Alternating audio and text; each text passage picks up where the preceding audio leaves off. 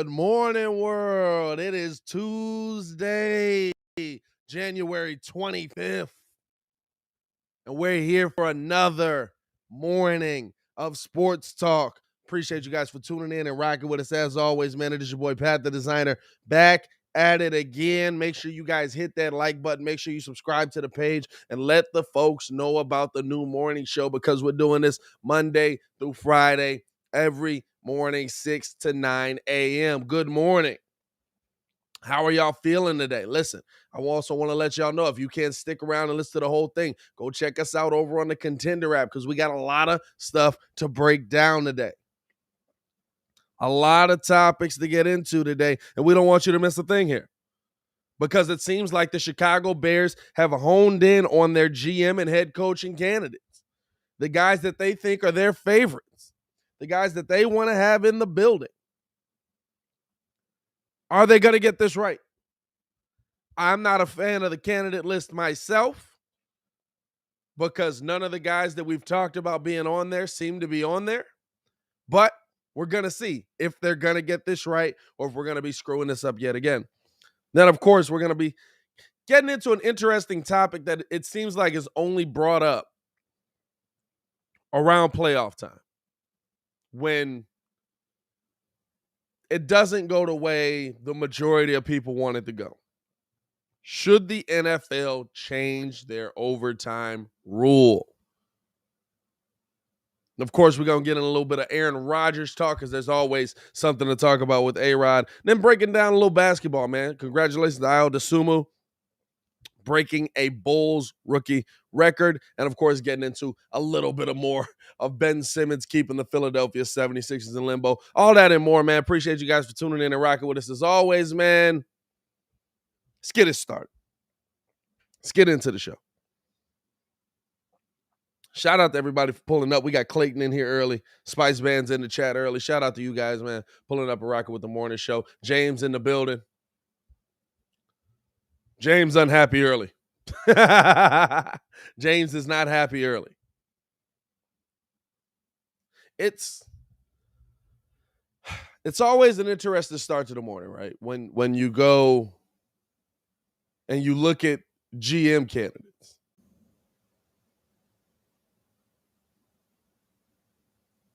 Because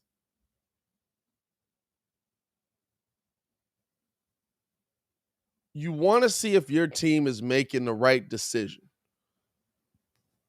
You want to see if your team is moving in the right direction. As we got the Stefan Adon entering the chat. Steph, what's good, my boy? It was good. What's going on with you, man?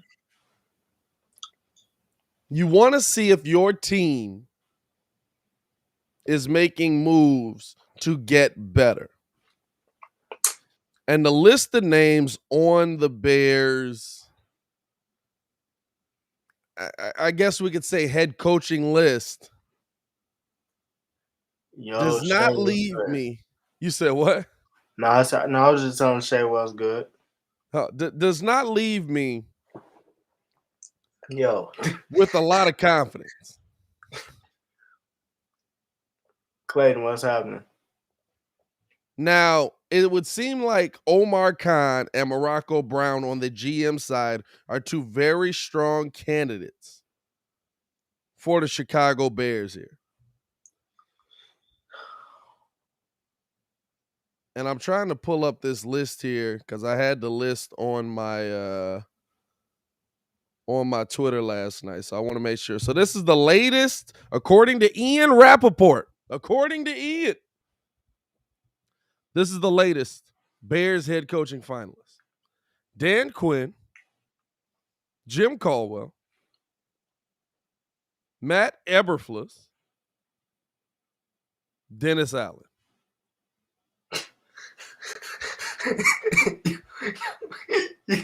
Yo. Oh, man. Now, I will say this. This entire time, I've been thinking Jim Caldwell was Jim Schwartz. Two very different people. Kid hit me. I'm not going to lie to you, dog. This entire time, right? Because Detroit, Jim got to suck. I didn't think. So Kid hit me, right? Kid hit me last night, and he was like, Oh I was, man. I was like, man, don't nobody want Jim Caldwell in here. Plus, he looked like, I forget what I said. So I made some joke about him being like skinny white dude,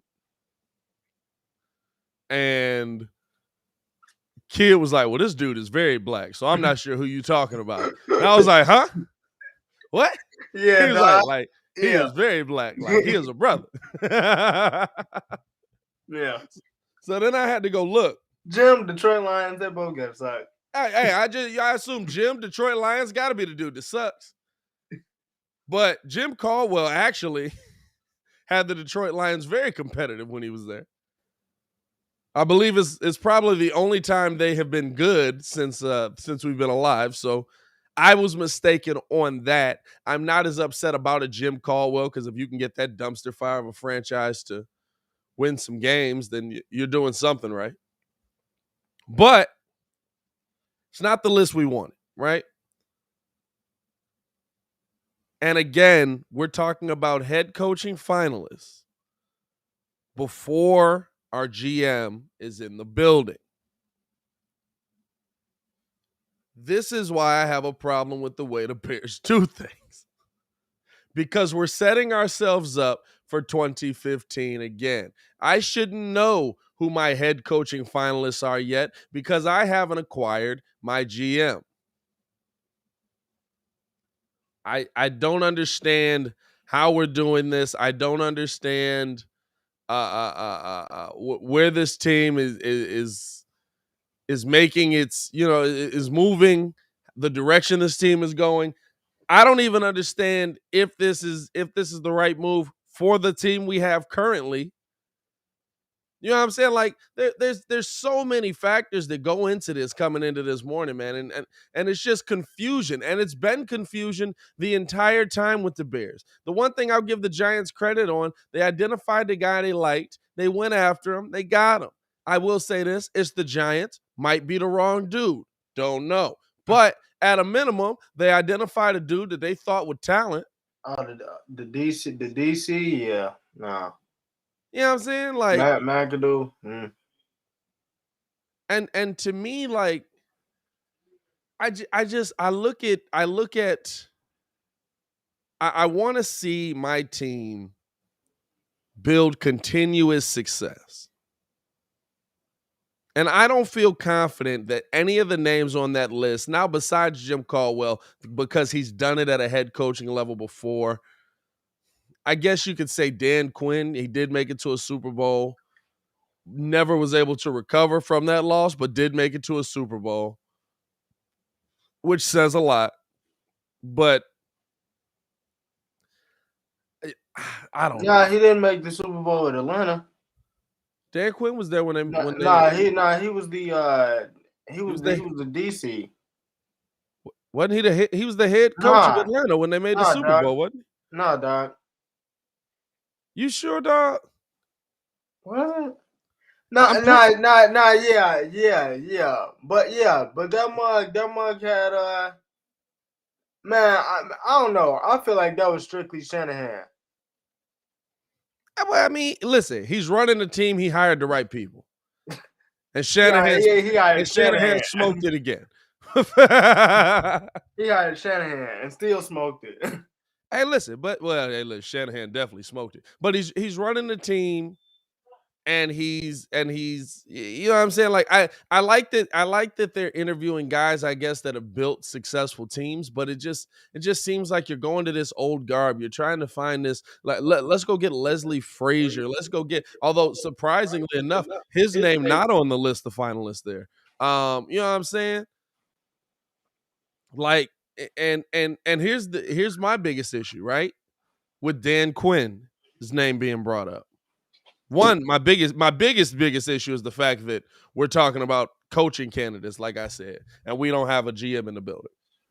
But my issue with Dan Quinn is the reason that you became continuously unsuccessful was because after you lost Kyle Shanahan, you just couldn't put together a staff again. You know what I'm saying? Like, That's the because if the Bears are successful, then people are going to come take from your coordinator. Right. People are going to come grab your coordinators if your team's good. That's how that works. You think the Bills are worried that they're about to lose Brian Daboll and possibly Leslie Frazier? You would hope not, because you're hoping Sean McDermott can go build another staff. It's not just moving the next guy up. It's all the time. You know what I'm saying? You have to identify that talent at that position, and the best coaches can continuously do it because you know you're going to lose that guy in the offseason. Unless he's just like an old dude that's past it. Yeah, I'm saying that's past the head coaching spot. And even that right now isn't a guarantee anymore because the dudes' names who are being brought up are all like 60s and up.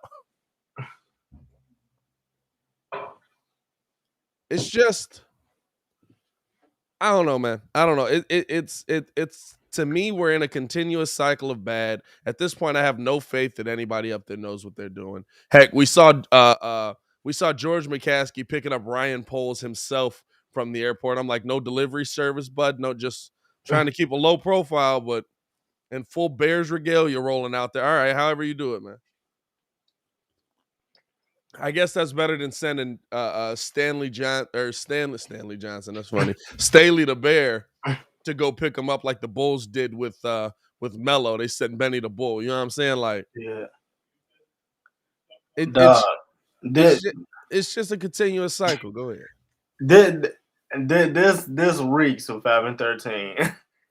This just reeks of 5-13. Like, I mean, the weird part about it is, and I said this when it first started. I'm sitting there and I'm listening to the presser, and everything comes out, and then I look at the head coach candidates, I look at the GM candidates, and I'm like, bro, legit, if I'm anybody, why would I want to take this job?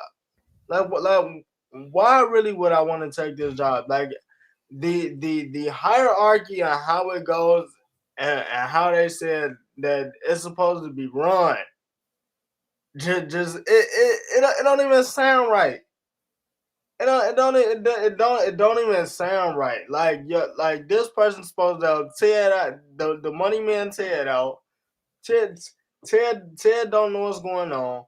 I'm supposed to be reporting the I don't need, I'm supposed to be reporting to George. George already threw Olin Krutz under the bus. Much less he ain't never actually put a helmet on. So it's like he just out there watching the product. I am a fan. So it's just like, yo, George, what do you think of this game? I mean, it's nice. Well, this is the one nice. thing that I will say, right? It's like, what is the purpose of me taking this job? This does not have nothing. I don't think this has anything. This don't got nothing to do with Justin right now. This is just basically like, do I want to put up with George and Ted this year? I will say this, and I don't know how true this is, but this is the one caveat that's interesting. Don Byrne, the chat just put up Jim Caldwell with laughing emojis. Hey Don, I don't know if you want to disrespect Jim Caldwell. He's got y'all only winning season. Hey, Shout out to yeah, Don Byrne for pulling up I and was showing gonna love. say, didn't y'all make the wild card? Hey, listen, lost that mud clean, but Big lost that mud 10-6. immediately. Fell clean out of that mud. But no, this is the interesting thing when it comes down to it, right? Because how the Bears, and shout out to Jay Cripp for sending this in, and I read this article. Now, again, this is an article that was basically like, when a bunch of people are talking about it, it's got to be something, right? So I don't know how true it is, but there's speculation that with Morocco Brown and Omar Khan both being strong candidates, Omar Khan could not be a candidate for a GM position, but possibly for a president of football operations position, as well as the GM being Morocco Brown. The Bears could go with something like that. But again, I mean, that sounds great on paper, right? It sounds like, oh man, the Bears are finally figuring out how to do a real organization. The Bears are moving in the right direction. You know what I'm saying? It sounds great. I gotta see it. I haven't seen it. I haven't seen, you know what I'm saying? Like, you have to show me that you're going to make that kind of leap. You have to show, like, there's no faith in the Bears here. There's no faith to do the right job here. You know what I'm saying? Like, Nah, it's just like I said, I'm legit trying to figure out why anybody would want to take this job, and it's crazy oh, because I get why they want to take this job. I think it's a more enticing job than a lot of them, but like, I'd pick it over. It's all about potential. You know what I'm saying? How good can Justin be? Can you unlock that? That's that's really the thing. I ain't really heard like nobody has said nothing about like yo, like we need to get somebody in here for Justin. Like nobody is talking about the main commodity. Justin needs to be the main commodity. That need to be the because first you got to build a priority. football team. You're not trying to build Justin Fields. I mean, You're trying to build a football team. all Listen, the as mugs much on the list, as can't be one. I mean, well, Jim Caldwell had a decent staff. Jim Caldwell had a decent staff. Dan Quinn had a nice staff, but couldn't rebuild a staff. That Dan Quinn had Mike Shanahan. It wasn't none. Kyle Shanahan. It Kyle wasn't nothing Shanahan. decent about that staff. It, Hey, listen. They made it to a Super Bowl. That's a decent staff. I'm not going. I'm not gonna is trash a team. I'm not dismissing the Super Bowl or nothing, but Kyle was a staff. Like Kyle was a staff. But that's how it's supposed to be. The problem is he couldn't rebuild that staff.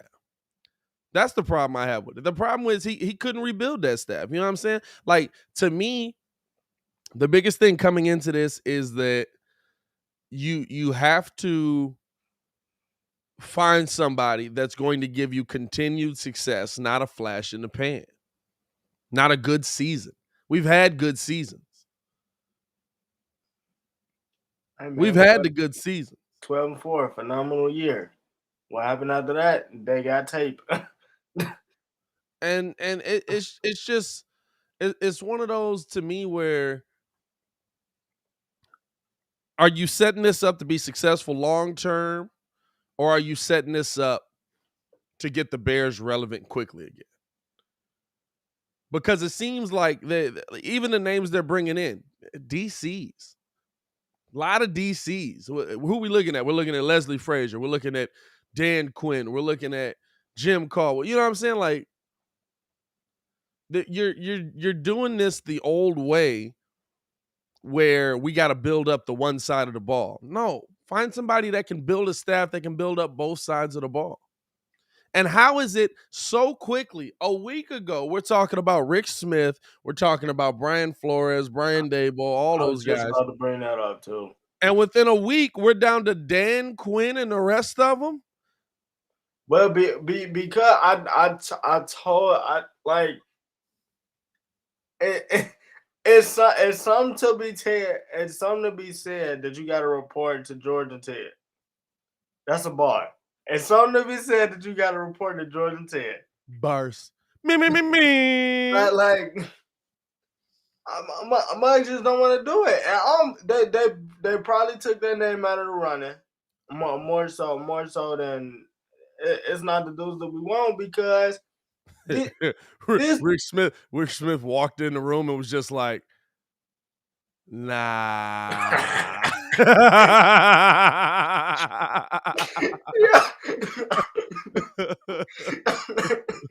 Rick Smith ain't even hit him back yet. That's the thing.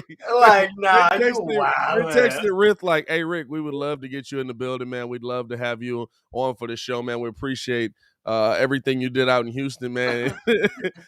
When do you think we can get you in for an interview? New phone. Who this? You definitely don't got the Bears number saved, dog. Like, get out of here with that 773. You see that come through, you like, oh, we got telemarketers on the phone. Is this a spam risk? This is definitely spam. Hey, listen, especially because that's probably how Ted texts or how George texts too. He probably texts mad spammy. It's just like, hi, I'm George McCaskey, and I would love to get you in for an interview at the Chicago Bears, the charter franchise. Please respond. You know, when somebody hits you with a please respond, like, no, I'm definitely not responding. Definitely not responding. Text, stop getting these men. Stop right now. Now, here's the interesting round, right? We've talked about Morocco Brown, who everybody says is my older brother. We've talked about that's evil twin right there. Hey, listen. If he's the evil twin, the Bears are in trouble. They gonna be successful, but somebody's gonna die.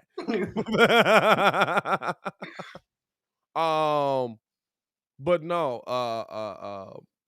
We've talked about Morocco Brown. We've talked about Omar Khan.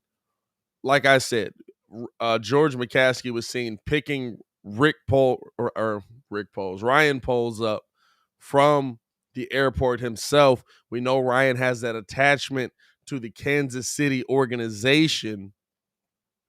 Is that a good move there for the Bears? Because or is anything Kansas City taboo at this point? You know what I'm saying? I feel like it's dumb to say, well, you failed with Matt Nagy, so why would you go back to Kansas City?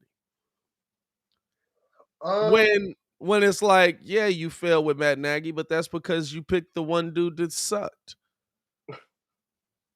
You know what I'm saying? Like, yeah, you picked the wrong guy. You picked the dude that sucked, but you still want to get a guy in here for the that's a part of a successful franchise. And I hate to tell everybody here, but there's no more successful franchise in the last 5 years than the Kansas City Chiefs. There's no more success. They're in the AFC Championship for the 4th straight year. They're doing something right with no offensive tackles, might I add. Now, it might make it a lot better if we can get Andy Reid in the building. Hey, the crazy part about it is like on but that you don't want to go. Like, I don't mean to cut you off. I just love how people are like, you can't go to the Kansas City tree, and I'm like, what, you want to go to the Jacksonville tree? Like, what? You're supposed to go to winning organization. We finna go to this New England tree right here. New England tree ain't bad. I wouldn't mind going to the New England GM tree. You know what I'm saying? I don't know. It's really just Bill, but I wouldn't mind going to the New England GM tree. So the problem to me is this: like, Rob, do we have money? Yes. We need players. Spend it. Spend it. You know what I'm saying? Like, it's weird to me, dog. It's weird to me when you see, like, just, oh, I'm done with Kansas City. I don't want to see the Kansas City connection anymore. I don't want to see the Kansas City Chiefs. It's like, dog, they're the winningest franchise the last 5 years. You got to talk to these guys. Like, I don't know. Bro, and the thing is, it's crazy. And it gotta start somewhere. Like, and then it's crazy to think, because if you look at Cincinnati, and by the way, shout out to Joey Slick and Jamar Chase, but like, you may think you need a lot of pieces, but they just made 2 moves. Yeah, they made 2 moves, but I'll tell you this right now. He ain't gonna hold up. He keep getting hit like that. I know, yeah, nah. Hey, listen, Super Bowl run maybe, but I tell you right now, he take one good shot in this next game, Super Bowl run is over.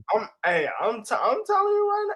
Hey, they beat them mugs in the regular season, and I told y'all them boys playing with house money.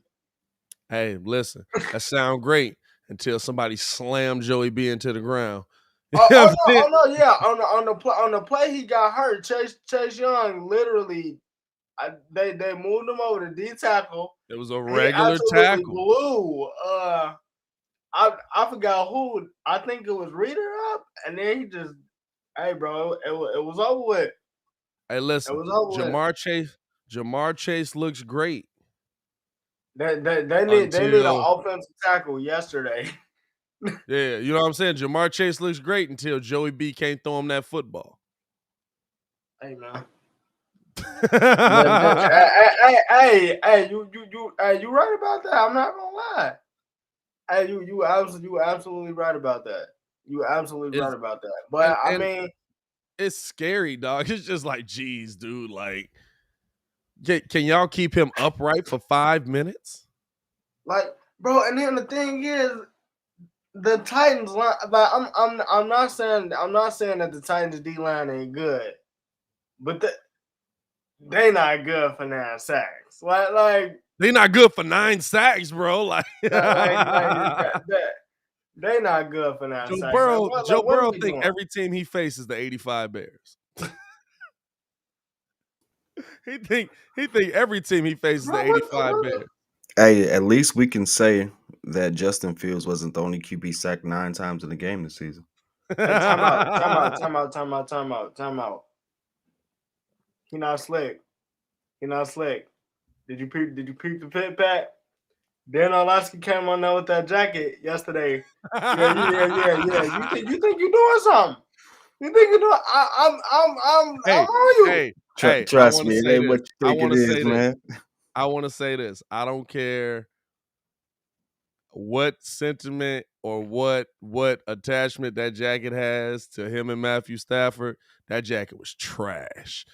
He thought that he was jacket to him, though. was trash. What was it, like a Top Gun jacket? I don't know what it was, but that jacket was trash. He thought he was doing something. He layered it. I mean, the outfit itself was kind of trash. I mean, at least if you're gonna pull off the jacket, they got to coordinate. Like, bro, he thought he was doing something with that jacket. He thought he was killing the game. He was like, this is why I came in here with the jacket, and I look great, and I'm killing it, and Matthew Stafford's amazing, and we're going blazing. I was like, dog, you look like an idiot. I do agree right with him now. on that, though. I do agree with him that Matthew Stafford just needed a good team around him, and he's probably a top 5 QB in the league. Aaron Rodgers said he was a top 5 QB. Everybody said he's a good quarterback. He was just in Detroit. It's not surprising. There's Nobody's surprised by it. Great. He's a great QB who's on a bad team. Yeah, top 5. I mean, skill wise, there's nothing that he can't do. There's nothing he can't do. Don't lie though. You were sweating when Tom was on that comeback trail. Hey. No, I wasn't sweating. I'm gonna be honest with you. I was disappointed. Because it was like, when you look at the plays, it was just like, that snap for that fumble that they had. It was like, dog, like, look, stupid stuff just started happening. It was just like, hey, wait, so I do got one. Hey, I was like, here comes the NFL is rigged talk. You know what I'm saying? So the play was on the 4th down, but he throws it short. But Mike Evans gets hit in the head. Did y'all agree that flag should have been picked up or not? The flag wasn't picked up.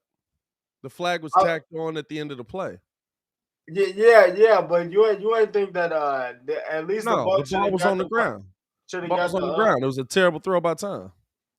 Yeah, but if you, because my thing, I had never seen that, because I just thought, okay, he got smacked in the head, boom. You know what I'm saying? They about to have the ball at the 3. No. And then it was like, he shouldn't get it. It's after the play. As long as if it was before the play, it's different. But the ball was on the ground when Buddy came through and busted him in the face. So that's a after the play, you tack it on after. Even that, though, you know what I'm saying? Like, that's one of those where you got to be better. I understand he was probably your best chance and he was the only one open, but that was a bad throw by time. Nah. It just was. He's a horrible throw by time. Let's call it spade. It was in the double coverage. he had no shot essentially at catching that. You know what I'm saying? Like he wasn't. And I get like there probably was nothing else. Like that was probably the route, but it's I'm saying it's not good. But interesting. That's funny. You a came lot of weird calls. You said what? I said a lot of weird calls. Oh, the officiating in the NFL. Because me personally, I ain't never seen that before. So I was like, okay, like maybe I'm tripping or something because I had never seen that before. The officiating in the NFL is a joke anyway. Like, pay these mugs to do this full time. Pay these mugs so that they can hone it. Because I mean, honestly, there's not one officiating crew that I'm like, that's a good officiating crew. Like at a minimum in the NBA, I know there's good officials. Like the one we always talk about. Gucci Clone on the list. Gucci Clone is absolutely a good official. I don't know his real name, but he's a great official. We gotta stop calling him Gucci Clone because he probably he is a Gucci Clone though. He is a Gucci Clone. We should at least know his name while we call him Gucci Clone.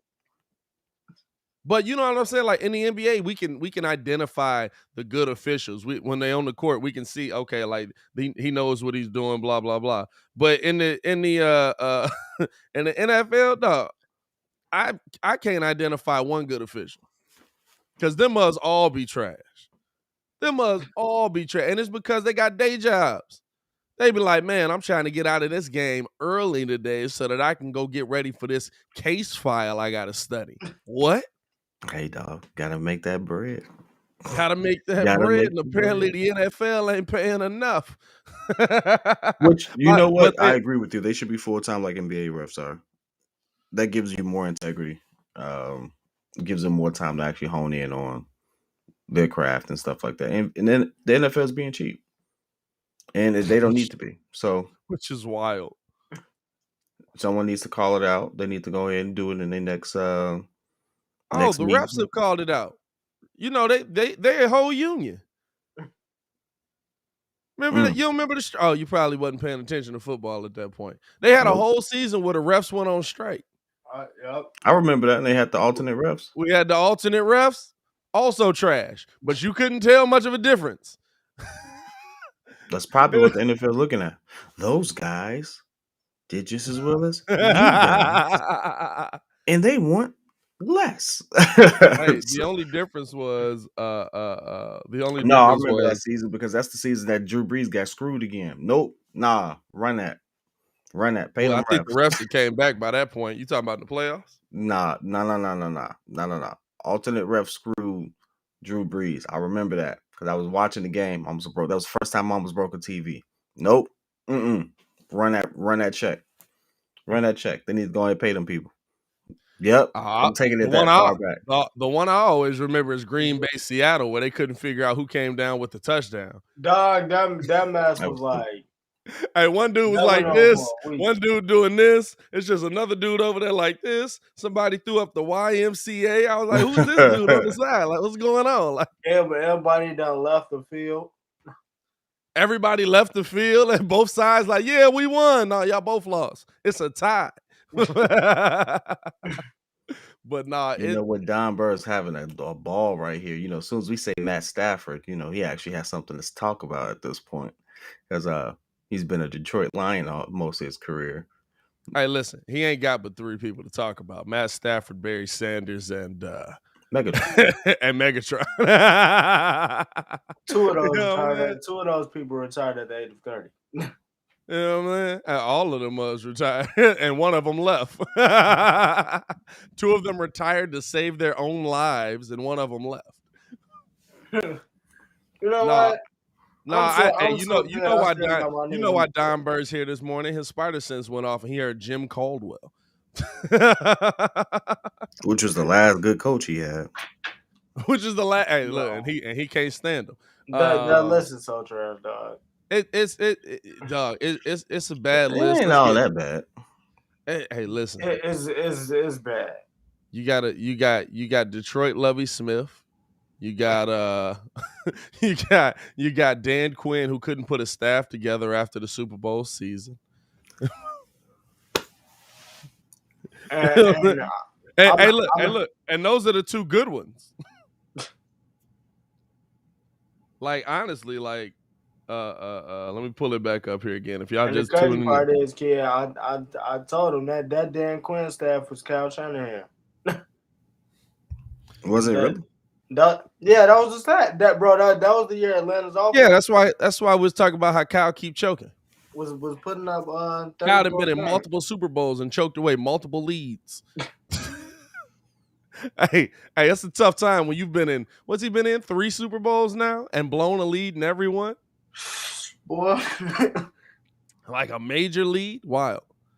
But no, you look at, the Bears. If you're just joining us, the Bears head coaching finalist list as it stands now, as reported by Ian Rappaport.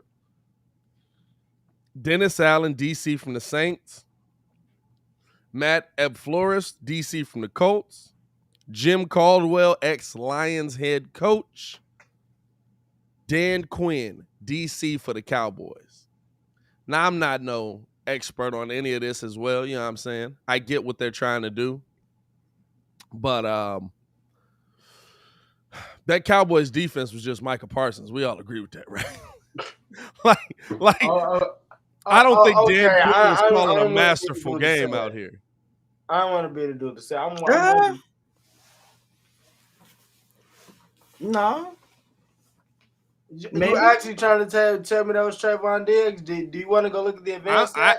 Hey, listen. I'm just trying to figure out if we're talking about the system being good. I mean, I'm looking at some of these people now. Because that's what I've been doing this whole time. I'm like, who the heck are these people, and why should we? Like, I know who they are, but it's like, I've never really paid attention to these people like that. And so, like, only people like Jim Caldwell, that's not that bad. He thought it was Jim. I told you. I told him when I said it, I thought it was Jim Schwartz. He told me. I was there like, bro, that dude's record is trash. How did he even get a job? Yeah, he trash. He's 29 and like 54. Yeah. Which means he's had multiple losing seasons. All with Detroit. No, hold on, wait. Multiple losing seasons, not like 7 and 9. We're talking like 2 and 14 type season. Yeah. He was trash. He was Garbo for sure. But was Detroit Garbo at the time? Well, Detroit's always been Garbo. Detroit's always been garbage. Shay Durr says Cowboys defense, they near went from worst to first. I agree with that, but Micah Parsons is a big part of that. And I guess if you feel that way, you know what I'm saying, Roquan Smith is here. You got some nice pieces here defensively that Dan Quinn could work with possibly. But my biggest issue with Dan Quinn is not about him calling plays. My biggest issue with Dan Quinn is about him being able to consistently build a staff. He showed me that he couldn't do it again.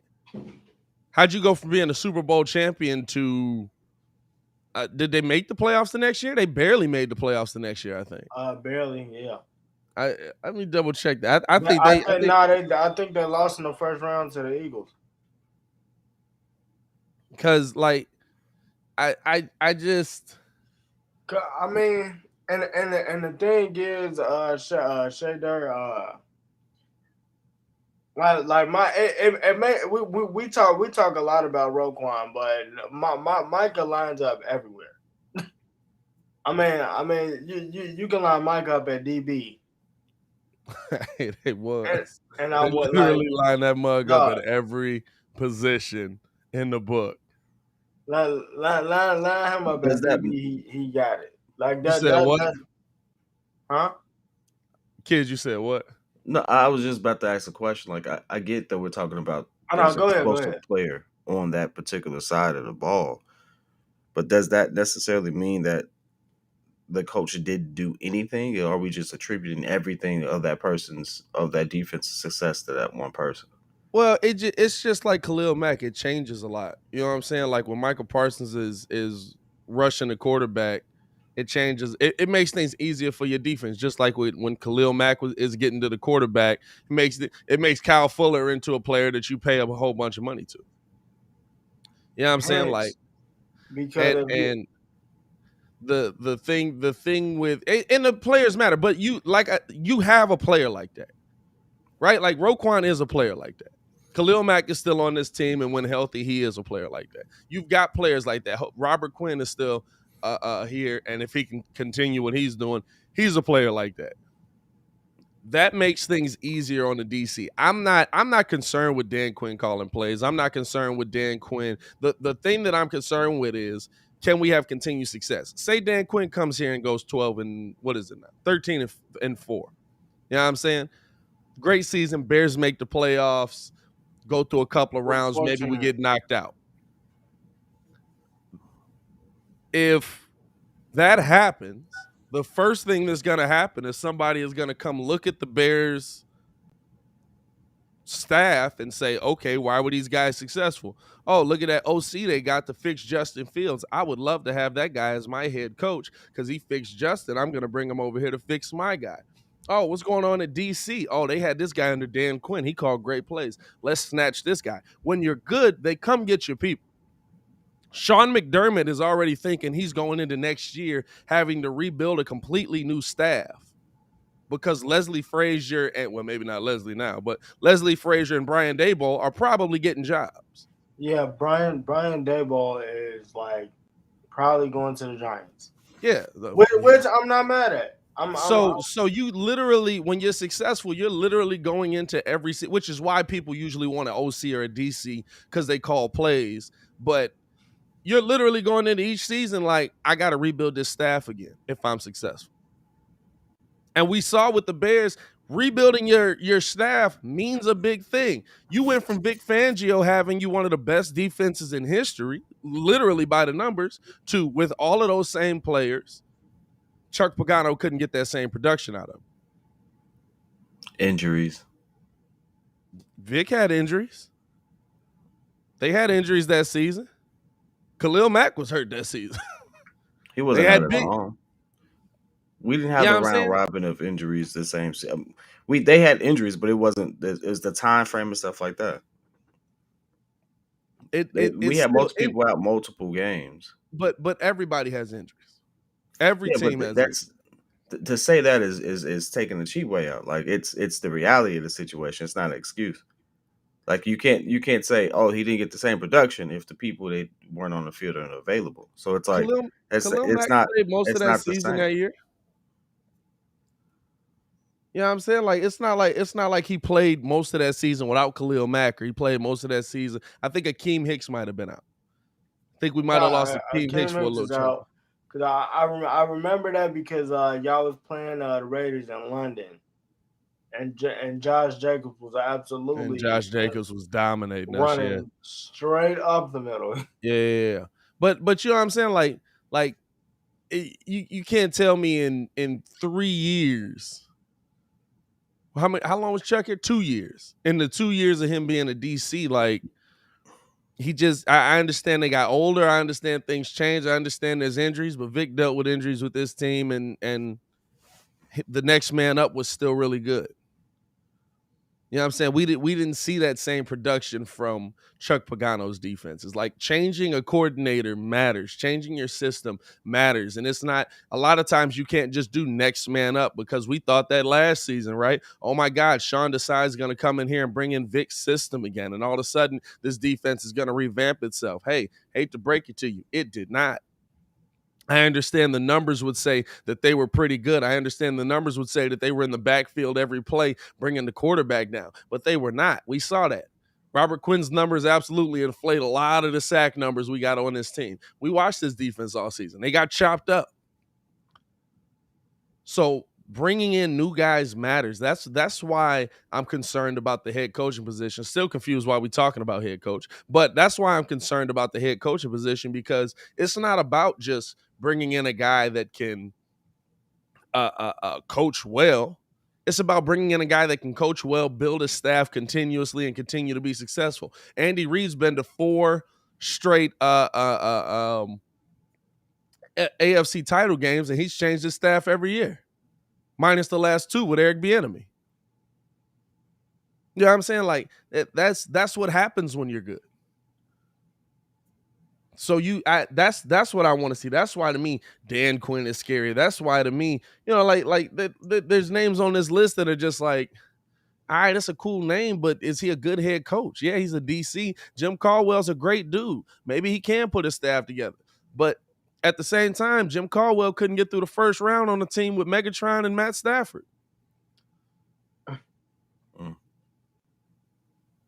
Something's missing there. Something's wrong there. You know what I'm saying? Like there's a reason these things happen. And those are two players that are better than any player we've probably ever had at the building at those positions. That's a fact. We've never had a wide receiver of that ilk. Fam, they were literally triple teaming Megatron. Can we talk about that for a second? There were 3 DBs lined up on Megatron. And they still would not stop him. That is crazy if you go look at old Megatron tape. And he put it out there, right? Because somebody has said like they were the greatest wide receiver of all time. And he said, until you getting defended like this, you can't talk to me. Hey, which was facts. It was facts. I'm still getting that rock.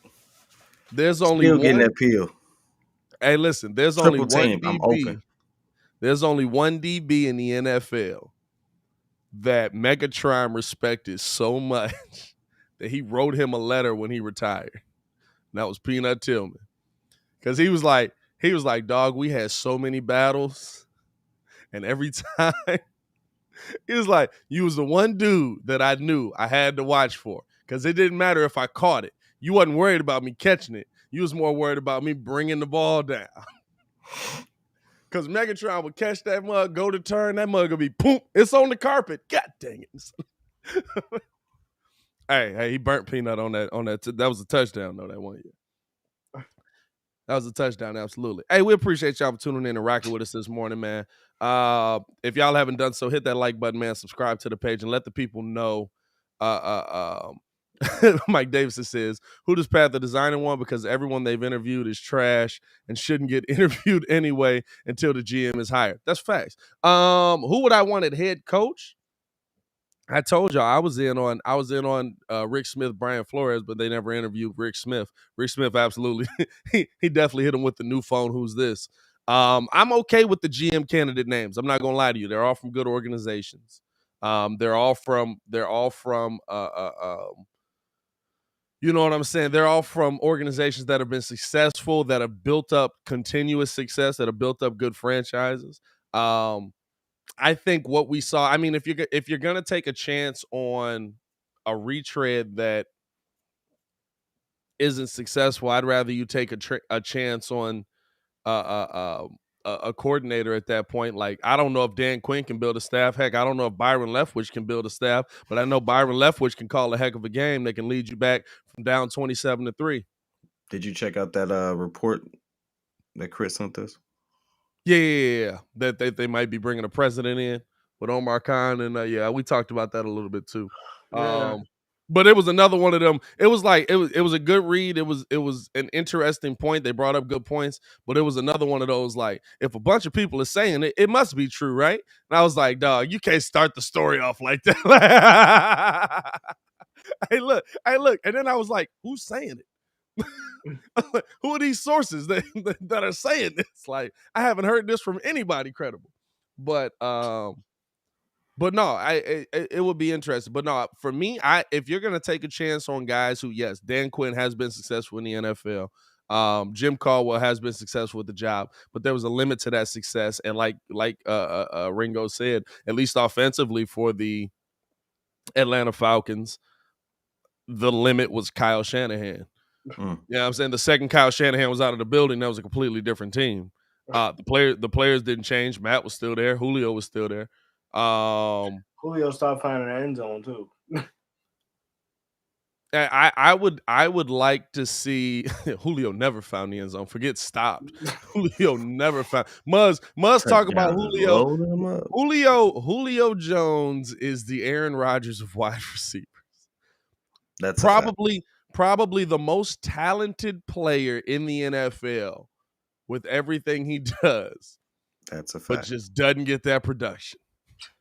Just doesn't get that production. Pick him up one time in fantasy, never. And I mean, never again. Hey, that was funny. I remember that year. That man picked Julio like early too. It was like, oh, you gonna Julio's regret on the that. board. Hey, the So you second don't he, realize this ain't a good fantasy hey, receiver, do you? hey, Bro, kid, hey, kid. nah, because The second he made the pick, that was my first year, dog. That was my first year. I just thought, hey, Julio's on the board. Hey, I'm gonna tackle this is Now I him. realized he was on the board for a freaking reason. hey, the second he made the pick, I literally said, hey man, you can't come into the draft picking people because of their name, bro. Julio Jones sound good, but hey, you know what? I'll say this. Julio Jones wasn't bad. He never found the end zone, but for PPR, he would have like 10 catches. So you would still end up with like 15, 16 points, but he ain't never going to be in the end zone. And really, he could have really had like 30 a game, dog. For me, my head coaching candidate for the Bears would be I would go in for Byron Leftwich. If you bring in Ryan Poole, you're probably gonna get Eric Bieniemy because he's familiar.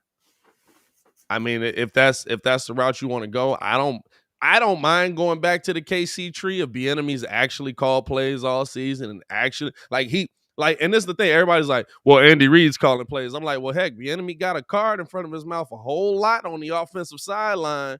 Like, unless they just trying to finesse the game out here. How about this?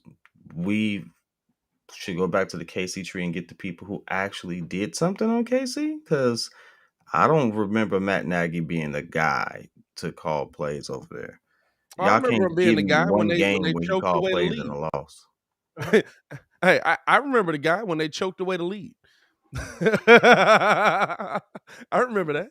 Hey, guess what? Guess how the Bears tenure went? Choking away them leads. Same god daggone way. but no, I'm intrigued by it because I look at Eric Bieniemy and I've seen him call plays all season. Like, it's not like Matt, they gave him the play calling towards the end of the year. He did relatively well, but there was a lot of Andy Reid guidance there. But all of a sudden, because he was calling plays going into the He did playoffs, fairly well? He called 2 games. he called 2 games. He And won one one, of he them lost was one. a horrible L. Hey, a horrible L for the same reason he was here. That mug didn't want to run the ball. That mug didn't want to run the ball. But in their defense, he was up 28 to what was they up? Like 28 to 8 or 7 or something like that. If they only give you the play calling when you're up and you lose the lead, how did he No. become a They didn't give him candidate for the job? play calling mid-game. Oh, but so he got him up. Okay, all right. Yeah, he was a part of the whole game plan. He even said coming in here, he was like, "No, their game plan was on me. The play calling was on me." Second they heard that, they should have said, "Hoo, hold on now." But no, it's on your chip. yeah, I'm saying, like, I look at I wouldn't be mad if we went to the KC tree again and grabbed Bieniemy. I would probably look at the dudes that showed us the most. Though, listen, say what you want about Brian Daboll, he showed you a ton. Say what you want about Byron Leftwich, and they both lost those games. They literally did everything they could do to put the perfect game plan on the field for their players to win. And when it came down to it, if the defense, they go them cats building doghouses upstairs again. If it came down to it, if the defense gets one stop, hey, if Tampa's defense doesn't let Cooper Kupp get behind you, I have 110% confidence that the GOAT is coming the other way to win that game. Dog, Winfield is getting into Chris Conti territory. Oh my God! Like dog, how many times? Hey, you can legit see Edwards telling him, bro, like, this is all you gotta do. Just play back, bro. Just play back. It's fine. It's fine. Who you blitzing? Like, where are you going? Anybody but him. Anybody but him. That's funny, dog. It's hilarious. It's sad. It's sad. It's like, fam, Tom Brady got knocked out of the playoffs literally not even messing up. it's like, and then it's like Matthew Stafford is still in the playoffs and messed up the entire game in the second half. Like, not him, but just the Rams as a whole. That Rams offense was atrocious in the second half.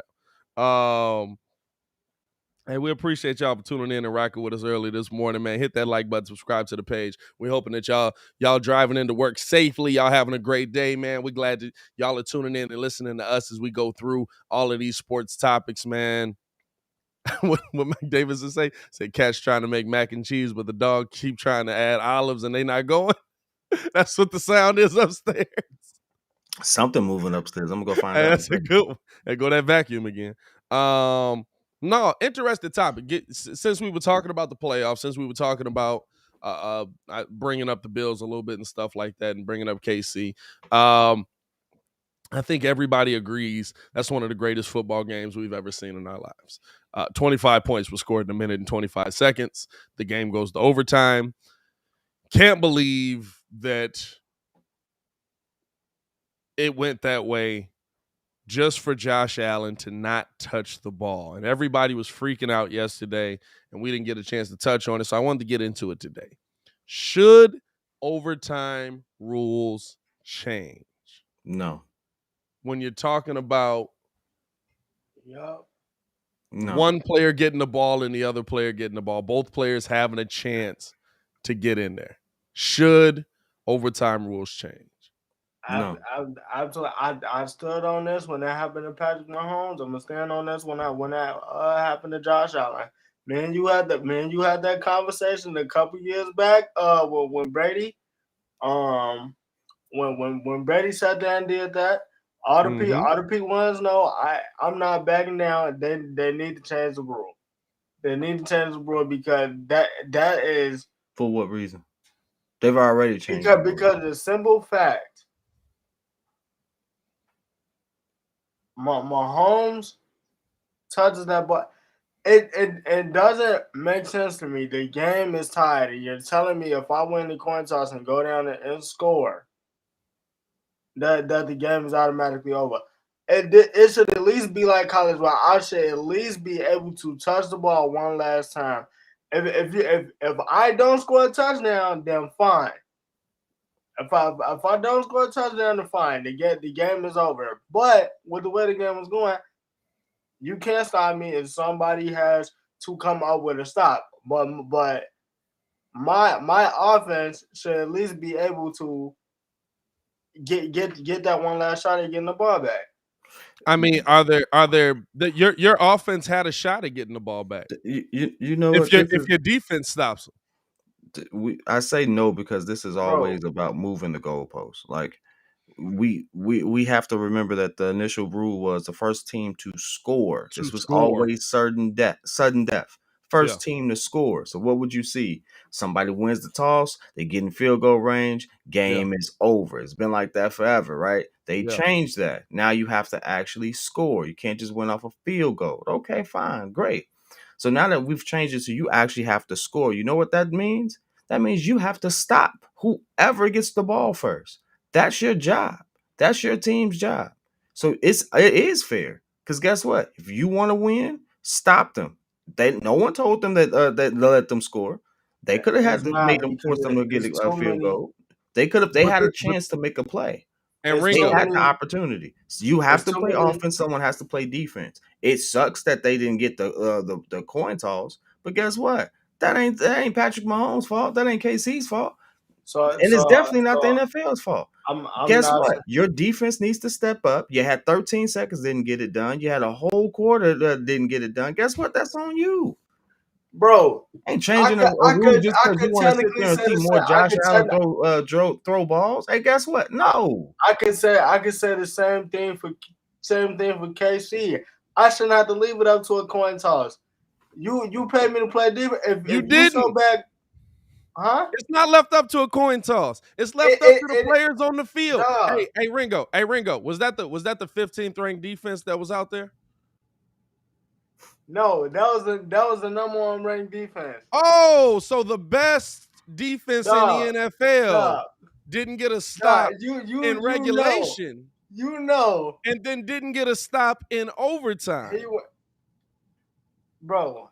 Them boys ran. You realize that them boys scored 10 points in 2 minutes? Is the defense ranked higher than? Let me tell you why they're going to change the rule. They're not going to change it. The NFL is absolutely. I guarantee they're going to change. What they're going to change it to? They're going to change it to at least college, where at least if you score a touchdown, I at least have the chance as the second team that's getting the ball back to at least try to go back and score a touchdown. They won't change it because this ain't college, Ringo. The reason is that way in college. It don't matter. It don't matter. The reason is that way in college is because the NFL is about ratings. What are we talking about? The reason that the ratings aren't, that's the greatest football game most of us have ever watched. No. The ratings are high. That football game broke some Super Bowl records. No, the ratings are high. Hey, listen, the ratings are high for a Thursday night Bills-Miami game. Like, the ratings are always high. I can guarantee you the ratings going to be high this weekend. I guarantee you the ratings going to be high the next weekend. Next year, I guarantee the ratings going to be high. Guess what? We're going to complain about this to high hell, and they still going to be high. Like the rate.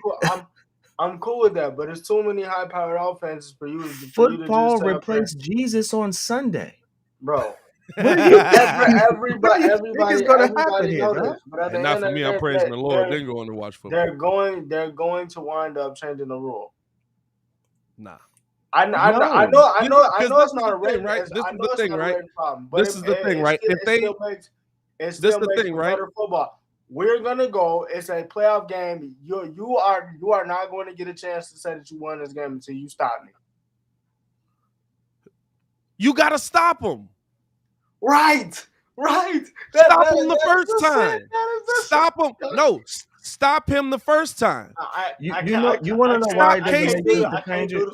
Stop Pat Mahomes. You want to know why it doesn't make sense to change it? This was the same problem that we had the first time we brought this up. Because it doesn't. Because what you're doing is devaluing a side of the ball. What you're saying is the only side of the football that matters is the offensive side of the ball. If Pat Mahomes goes down the field, the best defense.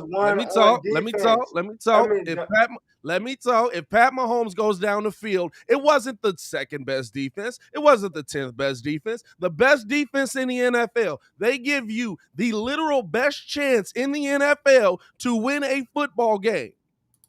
If Pat Mahomes goes down on the best defense in the world, not once, but twice, this man is a legend. I was about to make a real bad go down joke. Anyway, if Pat Mahomes goes down the field twice on the best defense in the NFL, and one time he does it in 13 seconds, I put you at the 25 and you went down the field in 13 seconds, there is no reason you should get the ball back at any point. Josh Allen should not touch the ball again. There's no, you know why? Because touch the ball, because at the end of the day, there was no evidence that the Chiefs could stop me. Hey, guess what? There's no evidence that the Chiefs could stop. So what you do, all I'm saying is this: in that situation, fine. Pat Mahomes goes down, he scores a touchdown. If Josh Allen comes and he goes down and he scores a touchdown, then you play next touchdown wins. All right, let's stop capping for a second. The only reason why this is even a question is because everybody wanted Josh Allen. Josh Allen, they wanted to see more football. It was a great game. This has been happening all season. Nobody said change the rule. This happened all season. No one said change the rule. Yeah. So at this point, why are we talking about this? This happened. What about those teams that happened to change the rule until playoffs? Because no. What about all those teams that happened to the season? Those games count. Those games count. That could have been some of those games that pile up could have been a playoff game for a playoff making game for them. In hindsight, right? Like what? Why are we sitting there trying to move the goalposts at this point? Which is literally is a good analogy because we're really moving the goalposts at this point. Literally, because guess what? You can't sit there and do that. When they changed the rule to the first team to score a touchdown from a field goal, what about all those teams in history that lost off a field goal? Man. Tom Brady won a Super Bowl in overtime off a field goal. Off a field goal. Man, After cheating. We talking about right now. No, Hey, moving the goalposts again. Like at this point, no, because it is moving the goalposts because you're not looking at you're trying to devalue or no, that just makes sense. It makes sense. I'm not devaluing anything. That makes sense. That makes sense. I can see it making sense. It's not about Josh Allen winning the game. You should at least give him a fair shot in overtime. Why? You said why? Because what's not fair? What's the because? So no evidence of them even stop. But Ringo, what's not fair? Stop on him. But Ringo, what's not fair? It was the best offense versus the best defense. Oh my God, dog. How's that not fair? Dog. Was Pat Mahomes playing against the Bears out there? Did they swap the Bears defense in there? Nah, because let's be honest, y'all would have lost by like 45. Okay, so what's not fair? Let's be honest on a couple things though. No one told Josh Allen to go down there and not run down time. He had time and timeouts. All I'm saying, no. That's fine. He had to score the tutty though. He had to score the tutty. Don't get me wrong, but I mean, let's be real. I was going somewhere with it to see if he's gonna fall for the trap because it's still 13 seconds. Messed up. So what happens in case he return to open the OT kick? Then what? I mean, then what? That was a good question. What happens if they return the punt? If they return the OT kick, now Josh Allen get a chance to come down the field? So that means you at least come back. In my opinion, they should at least do it where if he return it. Josh Ringo, Allen do you know why they do that in college? Because they're amateurs. Because they're kids. So they're giving kids an opportunity to fix their mistakes. How much on the bet they change the rule? I've watched. I don't see it happening anytime. Ringo, right. We've been having this conversation since you've been on the show. They haven't changed the rule yet. This is the second time we've had this conversation. And when was the last time we had it? I'm not going. Last time we had it was in the playoffs like 3 years ago. You don't have to go, but it doesn't mean it's going to change. Bro. Do you realize we would have already been in the Patrick Mahomes era, bro. Like you're legit. Like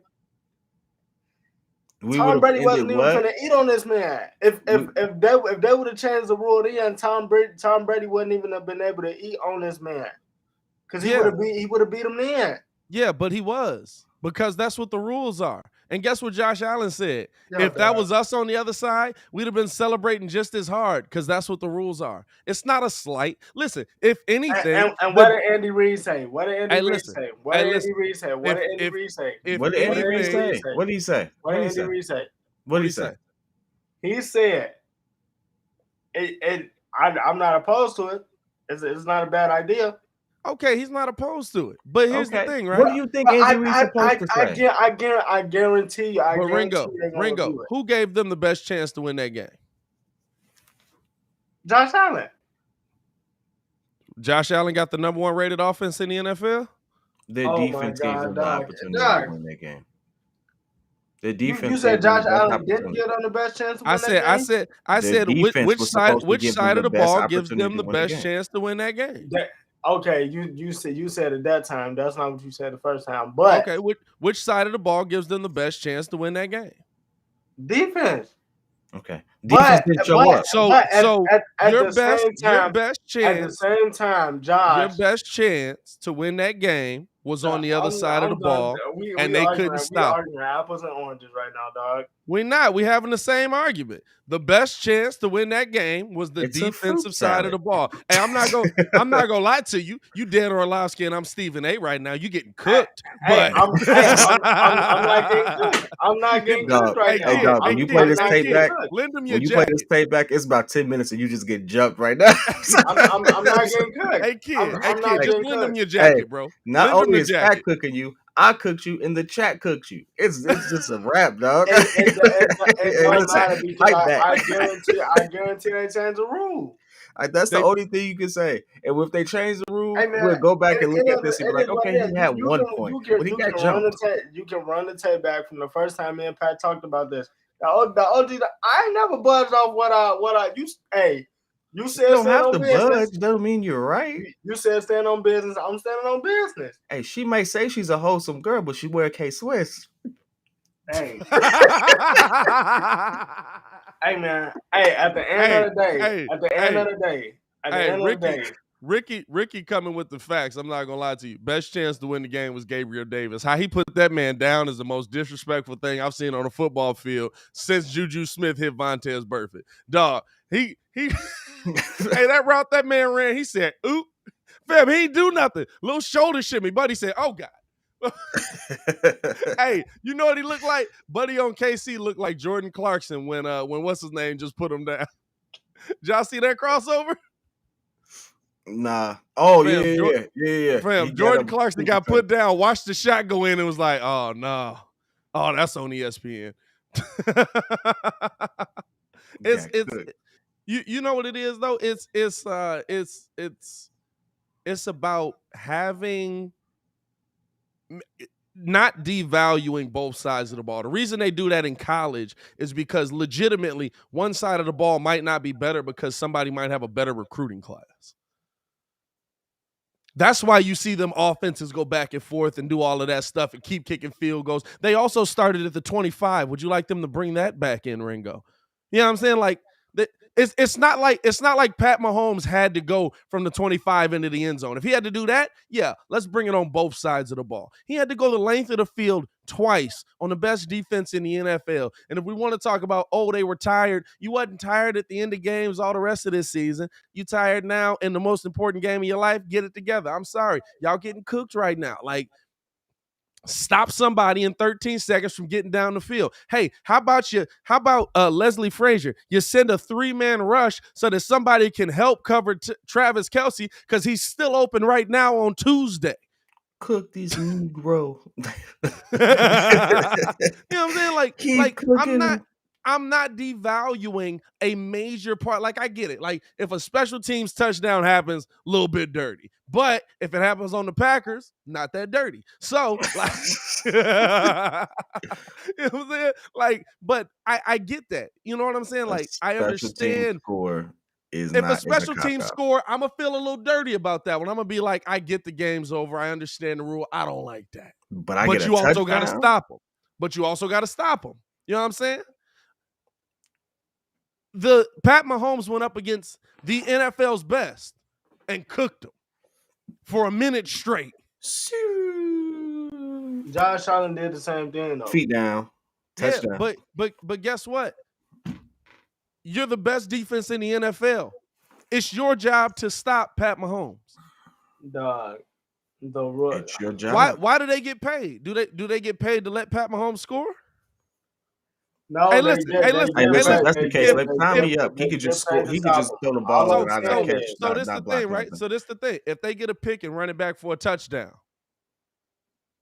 game's over? Bro, yes, because the Kansas City Chiefs had the ball. This is your drive. Pat Mahomes throws a pick. You get it. That's your drive. You return it. The game's over. So now the defense has value. Yeah. Cut them. So now the defense has value if they return it for a touchdown, but they don't have value if they don't stop the touchdown. You're getting cooked right now, my boy. Bro. Cut them. All I'm saying is, hey, it's cool. That's totally fine. He already knows. The best way to get out this conversation is to just change the subject. The thing is, he already know where I stand on this. You can say that I'm getting cooked all you want to. Okay, I don't have to say it. I ain't got to say it. It's I can see it. In like 60 other people. Like, and that's like that, you in high school getting cooked right now. It ain't just me. Hey man, I'm in the kitchen. And to be honest, the chicken. Hey, this feel like the lunchroom right now. You just not giving up. Just like let it go. Let it go. Like The bell done run. Hey, Class Mike is Davidson, back. exactly. Hey, Mike Davidson, exactly. He said, "Wait, but KC's defense needs a chance to pick six Allen in that situation." Are we valuing the defense or not? hey, if they pick six Pat Mahomes, then the Bills DC should get the Bills defense should get the opportunity to pick six Jared Allen. Come on, bro. What are we There's talking a about? lot of historic people who stood on something and they were wrong. Some of them even died for it. I'm just trying to make sure you're not that guy, dog. Listen. Custer had a last stand. It was his last for a reason.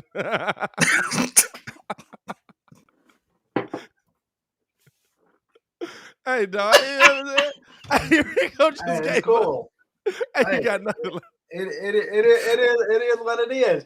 It's because I mean, at the end of the day, I'm not gonna hey, change look, my look you had right there just did it for you, dog. I gotta go pee now. I'm sorry. I'm not gonna change my argument, bro. That's Hey, let's take it. Oh, that was funny. I'm not changing my argument. Hey, man, let's take a quick break, man. We'll be back on the other side of this thing. We're going to break down a little bit of Aaron Rodgers talking and get into some NBA. I appreciate y'all for tuning in and rocking with us. If y'all enjoyed this conversation, man, hit that like button, subscribe to the page. We do this every morning, Monday through Friday. We're live here. If you can't stick around and listen to the entire thing, download the Kontender app. We're also live over on the Kontender as well. You can hear nonstop sports talk while you're on the clock. Appreciate you guys for tuning in and rocking with us, man. We'll be right back right after this.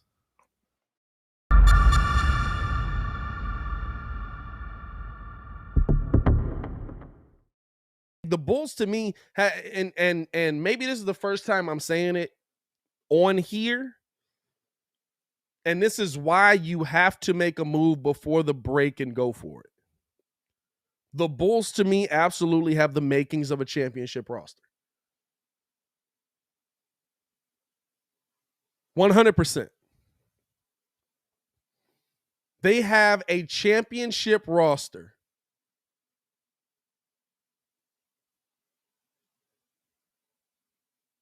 Right now. But you have to add to it because these other teams also have that championship level roster. So it's not just about having a championship roster. It's also about, do you have enough to beat the other teams with a championship roster? And right now, I don't know if the Bulls have that. Right now, I don't know if the Bulls have that. Because I'll tell you this right now, and we're going to talk about this on the live show. By the way, we will be live tomorrow from 6 a.m. to 9 a.m. For all of you people that are up early going into work, tune into the show, man. The Morning Breeze starts tomorrow. We're going to be live every week, Monday through Friday. And we're going to be breaking this down. But when Kyrie Irving comes back to the NBA, I've said this all year. It's Brooklyn's league, and the rest of us are in it. Now, there's going to take some time for him to get acclimated. Of course, now he's dealing with the health and safety protocols. There's going to be some time with that. But if we continue to do that,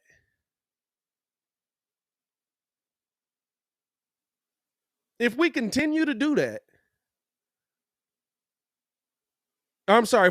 down that path where one day he comes back, then we're in a position where Kyrie Irving is the key to unlocking Brooklyn. And if they're fully healthy, and at this point, it doesn't even matter. We've sat here all season and talked about the struggle that James Harden is going to have. We've talked about all season, like, he can't do it. They're not going to win a championship. James Harden is not a factor anymore if Kyrie Irving is 100% healthy. Now, of course, there's still the fact that I say that we've never seen Kyrie 100% healthy. The one time we saw him healthy, he helped win a championship. Yeah, I'm saying. But to me, that's the biggest thing that the Bulls have going for them. The unknown of Kyrie. But now you have to add to your roster because he's back. So if he's healthy, if he's playing along with Kevin Durant, who's been dominating the NBA, the league is theirs. Let's not get it twisted.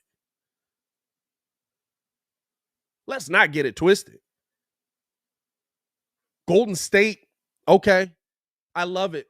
I love what Steph is doing. I love how they're playing defense. But the league is theirs. And I hate to say it like that. So now you have to figure out, how do you improve your roster to get to the point where the league isn't theirs? How do you get to the point where like I said, championship roster is already here, adding to a championship roster to make it more of a championship roster when it's 100% healthy?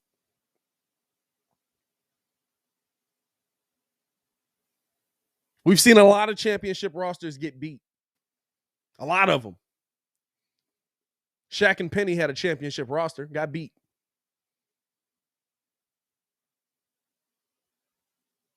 Scottie Pippen and them boys, when he was in Portland, had a championship roster, got beat. You know what I'm saying?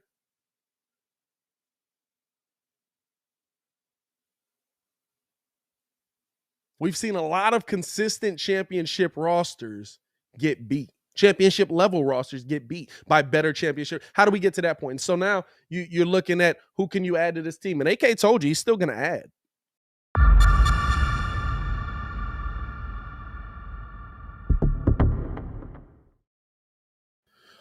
Welcome back into the barbecue of stuff. Welcome back into the morning breeze, man. It's your boy Panther Designer back at it again, joined by the man Stefan Nadine, pettiest man alive, Mr. P.kidd. hey, Jalen stands with you on it. I give you that. Hey man, I'm just saying, dog. Hey, you already know where I was at when we first had this conversation. It's not you standing on Jesus, Steve-O, relax. You standing on something. He said, Steve-O said Hitler stood on something. Where'd that get him? Jesus, that escalated quickly, Steve-O. I don't know if we're gonna compare the overtime rule to mass genocide, dog. You know what I'm saying? Let's relax there, brother. Hey, I appreciate y'all for tuning in and rocking with us as we get back into this thing, man. Hit that like button, subscribe to the page, and if you haven't done so, if you can't stick around and watch the entire live this morning, go check us out over on the Contender app. You can download the app in the App Store. Where you can listen to nonstop sports talk while you're on the clock. No commercials over there at all. Just continuous sports talk, continuous sports breakdown, both from Chicago and from DC. And you can hear us live there 6 to 9 every morning if you're just riding in. Ricky said, I'm with Ringo too. He just didn't say the right things. Hey, listen, I doubt you'll see the NFL change the rule just because of this game. Like, why wouldn't they change it in other games? Why wouldn't they change it in some of the bigger games? Why wouldn't they change? I mean, we've seen Super Bowls won on overtime. We've seen, you know what I'm saying? Like, I doubt we see the NFL come out and say, I'm sick of I want to see, like, of course they want to see more Josh Allen. Of course they would have wanted that game to go until the ends of the earth, but you also don't want the game to go till, like, how those two offenses were scoring. It would have been a whole 2 other quarters and it'd have been 60-60 by the end of it, because the defenses couldn't stop anybody. So at that point, now you're just like, well, yeah, the Chiefs won the game, but they're also dead. You know what I'm saying? And when you do it that way, injuries start piling up. There's a lot of factors that go into it, man. And these are not college students, as it's sad to say. These are $1 million athletes, multi-million-dollar athletes. And so you have to go you have to go and take that into a factor as well. If you keep running the mugs until they drop, you're gonna lose. You're gonna start losing players to injury. You're gonna start. Listen, it's gonna turn into Madden out there. You know what I'm saying? When Lamar Jackson's stamina is all the way down, all of a sudden snaps his collarbone. We don't need that in the NFL. You know what I'm saying? So I don't want. You said the injuries was on 40, bro. Hey, bro, the injuries were not on 40. Hey, by the way, if anybody does. If anybody does that, plays the Madden League, man, watch them injuries, though. Bro, watch the you just gotta watch the settings in general. Yeah, watch the settings. Madden be changing the settings all the time, and just be like, dog, like, I didn't set this up this way. Yo, you did. Don't worry about it. Yeah, now you did. Let's get into a little bit more. Just don't never let this girl say 13 seconds wasn't too long. Hey, you said that yesterday. I was just like, what, dog? Must sent a post and said, "Don't never let your girl tell you 13 seconds isn't too long." I was just like, "Nah, dog. Nah, you need to go get something checked out if that's what you're running with. Yeah, man, you need to get that a little bit. You need to, man, you need to get something. They got pills for that now. Is what I'm saying. Yeah. Man, they got pills for that. Hey, a couple different ones actually. A couple different ones. You know what I'm saying? Place a call, man. If it lasts for 4 hours or more, get out. Appreciate y'all for tuning in with us this morning, man. Another topic I wanted to get into that it kind of hit me as I was watching KJ and Keyshawn, J. Will, and Max this morning. Dude, I keep wanting to say Zubin, but I keep wanting to, and prayers up to Zubin, man. I hope everything's going well with him as well, man. But Keyshawn, J. Will, and Max this morning, they were talking about Aaron Rodgers. And, of course, you know, the Packers are essentially in limbo. To bring Aaron Rodgers back, you would have to do a lot to your team. And the question that popped into my mind was, is Aaron Rodgers worth bringing back for the Packers? Is he worth that price tag that's going to be attached to him? Because he ain't taking a discount. If he's not winning championships, is he worth it? Is he listen, he's going to be the MVP. To me, the regular season in the NFL is not something that just doesn't matter. There's a lot of seasons. If we're going to start having that narrative, there's a lot of seasons we could say Peyton Manning doesn't matter. But the thing with Aaron Rodgers that's different from Peyton Manning is that Aaron Rodgers essentially put his team through turmoil all season. You had the COVID thing. You had the I'm immunized. You had keeping everybody in limbo on his status coming back. Welcome back to the barbecue, kid. I just had a proud dad moment. What? So remember, I kept looking up because I was like, what is that noise? Yeah. My daughter just played the longest game of hide and seek ever. Like, she's been trying to catch me and surprise me and scare me like since forever. And so this whole time I've been looking up, she's been up there moving stuff around to hide. And when I go up there, stuff is all out of place. And I'm like, all right, someone's been in here. And she's just like sitting there in the cut, just waiting for me to get close. Scared the crap out of me. Okay, all right, cool. Hey, listen. She hopped out. She hopped out. Was like, just got me. I was like, okay, all right, you won that one. Hey, listen. As long as it wasn't one of the moments where you're like, poof. Like, I thought that's what you were going with. I was like, don't tell me you punched your daughter on the line. I was gonna say, you can't be running up on me like that. Baby, you know I was in the war. In the war? Yeah, when you go grab your coffee and you turn back around, you're like, something's moving, but I know everyone's upstairs. And she's just like, there's no giggling or anything like that. She's just like real quiet. Hey, I respect it. I'm not gonna lie to you. I respect that. I respect that level of surveillance right there. Man, listen, you pulled a Batman on me. Hey, Jay Chris said you raising a hitter, bro. Sleep light.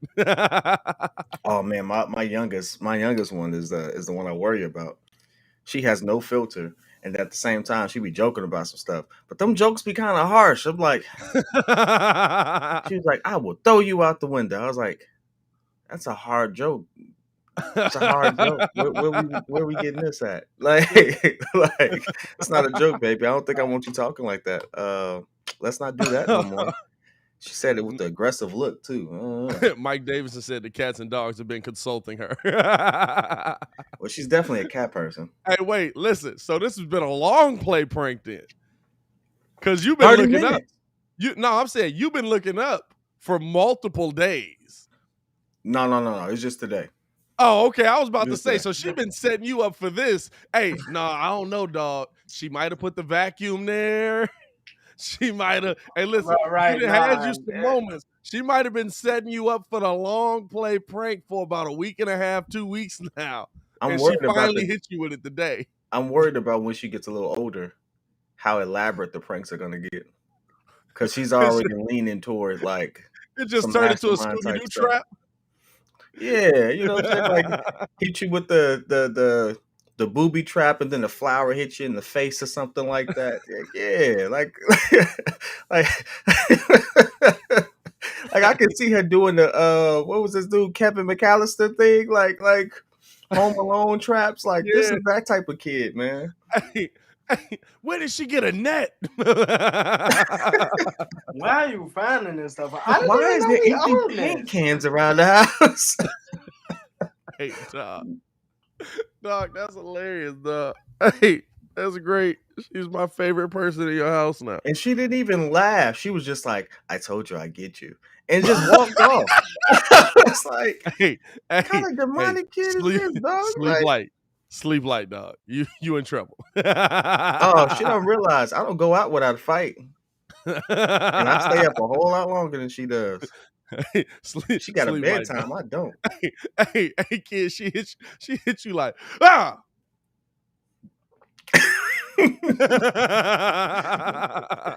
Hey, we might record these wars because it's gonna be a you in your long. eye It's gonna up be to a the long chair. life for her. She think we going down this route. It is gonna be easy.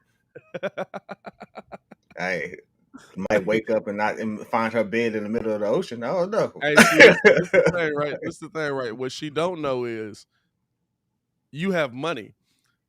The pranks can go a lot further. You know what I'm saying? Like you can throw some lights on, little ghost outside the window. Like you can do a lot with money. Hey, I'm telling you right now, and I am petty enough to spend all the money I have for a really good joke. I am willing to do it. I am willing to go the distance. That's the problem with people. People are not willing to go the distance. I feel sorry for whoever marries my daughter, whoever fights my daughter, because my daughter is going to go the distance.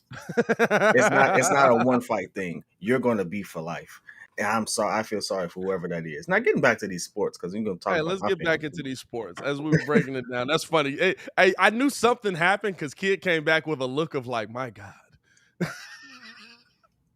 I was impressed. What do you want me to say? Hey, it's a long play joke, but I'm glad I stuck around for it. No, we Long play joke on for her. I ain't never had that patience at that age. Hey, that's crazy. That's crazy, dog. We broke at like 7:15. She's been doing that since 6:30. Hey, dog. That's a long play joke. I'm glad. Hey, and that's the thing. She didn't know if you were coming up or not. She was prepared to be there until 9 a.m. I do got to take her to school, so at least she knew she had to stay there for at least an hour. Extra hour, she knew she had to stay there. Hey, she was prepared to be there for hours. She said, "I'm gonna get him." Hey, that's funny, dog. No, getting in back into the conversation, man. Talking about bringing back Aaron Rodgers. Is it worth it with everything he put the Packers through this year? I'm talking about a ton that he put the Packers through this year. Is it worth it to keep him in the building when listen, I mean, you'd be gutting your team, but Aaron Rodgers has been successful with much less in a Packers uniform. You're probably still a playoff team. You're probably still a 10 and what is it now? 10-7, 11-6 kind of team. If you have to let go of the things you let go of, is it worth it to still be in that playoff contention with Rodgers, who is a great quarterback, when you're not winning championships? It's not worth it at all. In fact, at this point, if I am that GM, if I'm that owner, if I'm that president of operations, it's like, hey, listen, this was the year. This was the year for them to make it happen.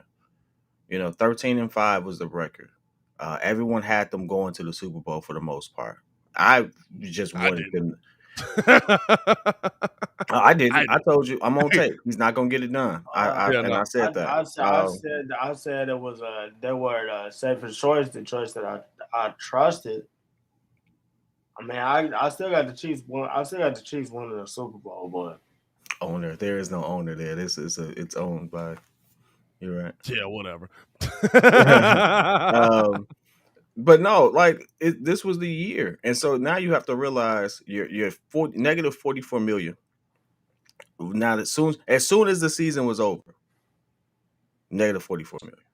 Yeah. Now you could probably make that work, but you'll be doing so at the risk of your immediate future. And at worst, I mean, at most, what 3 years for Rodgers at most, but you'll be kicking this can so far down the road that you're going to have to go through a rebuild eventually. You have no proof that it's going to get done.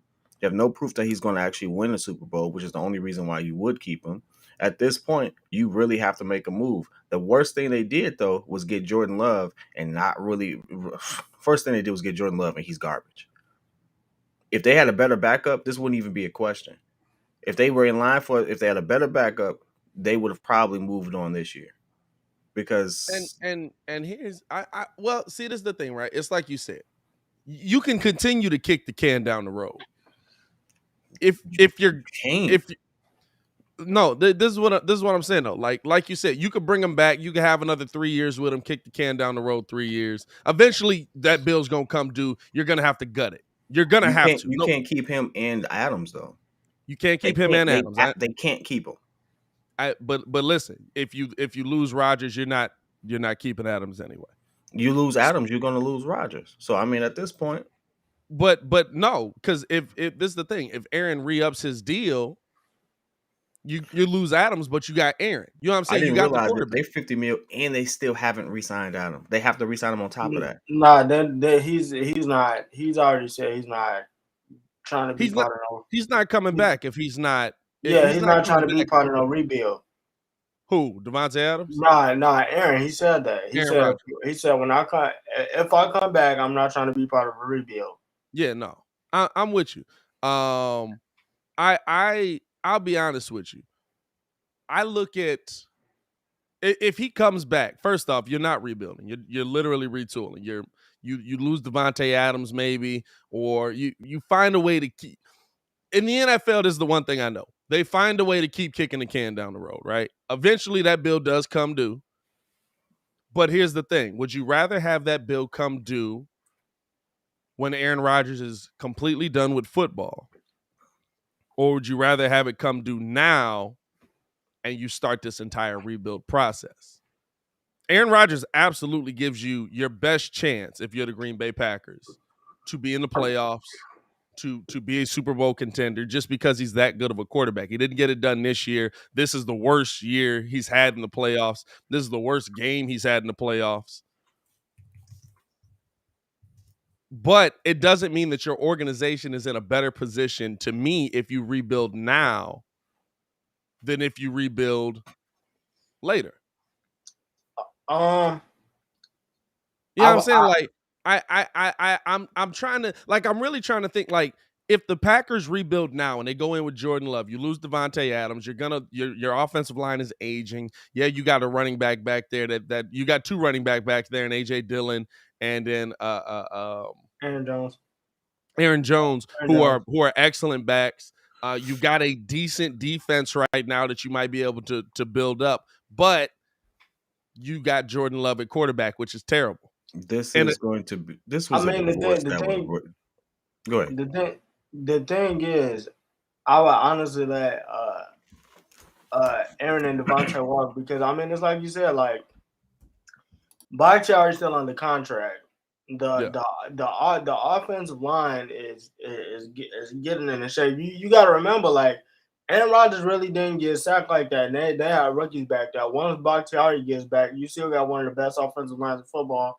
The defense, I would just re-sign the pieces on defense, because you got the pieces that, like, Jair Alexander is up for contract. Zadarius Smith is up for contract. Yeah. You got Clark. You got all these. Yeah, I would start right there, because now you still got a two-headed monster at running back.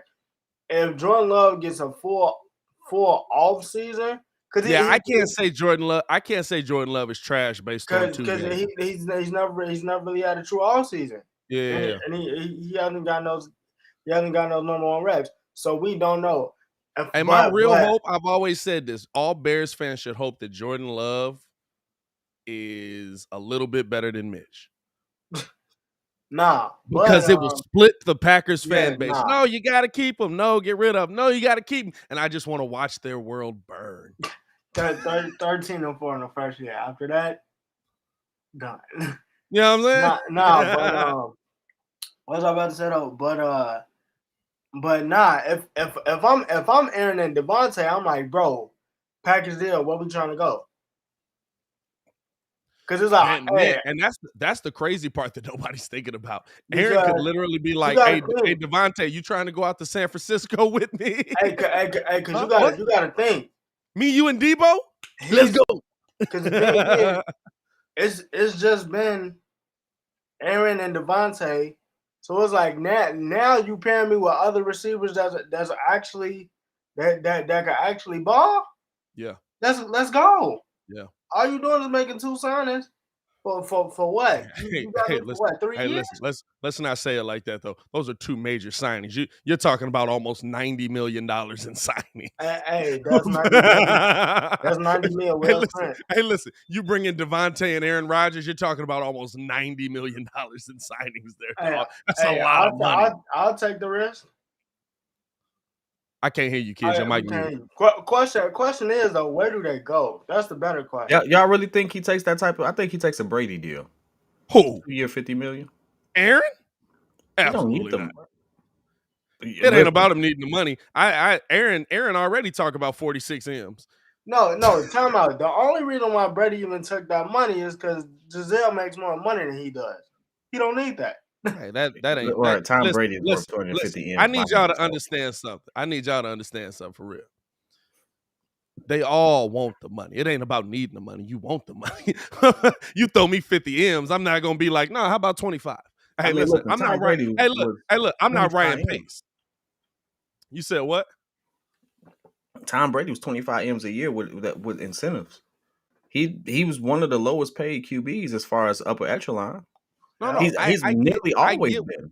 Hey, look, I get what Brady did, but Brady did it for the greed. Brady did it. Brady had a different thing making him tick.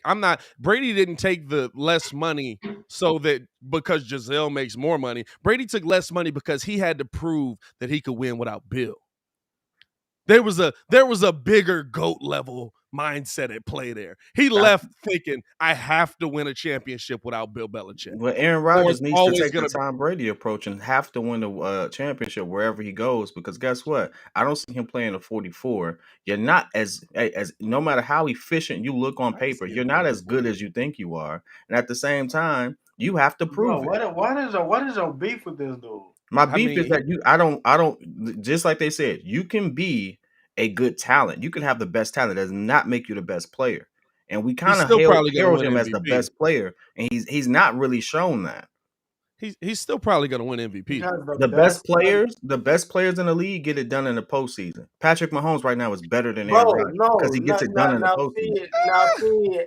Aaron Rodgers is not doing what Patrick Mahomes just did. Time out. Joe Flacco got it done in the postseason. Hey, Aaron Rodgers is not doing what Patrick Mahomes just did, and this is not the first time Patty Melt been in that situation. He only been in the league 4 or 5 years. I can't let you get. And he has a higher QBR than Aaron Rodgers. I can't let you get away with that. You just gonna go Ryan Tannehill on that? Yeah, I was on the way. He definitely has a higher QBR than Ryan Tannehill. You can't have Ryan Tannehill on the mind after a 1 touchdown, 3 interception day. Hey, Ryan Tannehill was the best quarterback that Cincinnati had out there.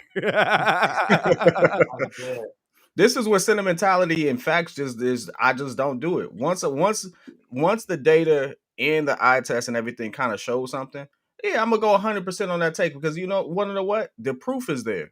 The proof is there. He doesn't get it done in the postseason. So I don't care how many TDs to INT ratio you have. When you show up, you score. You don't get it done.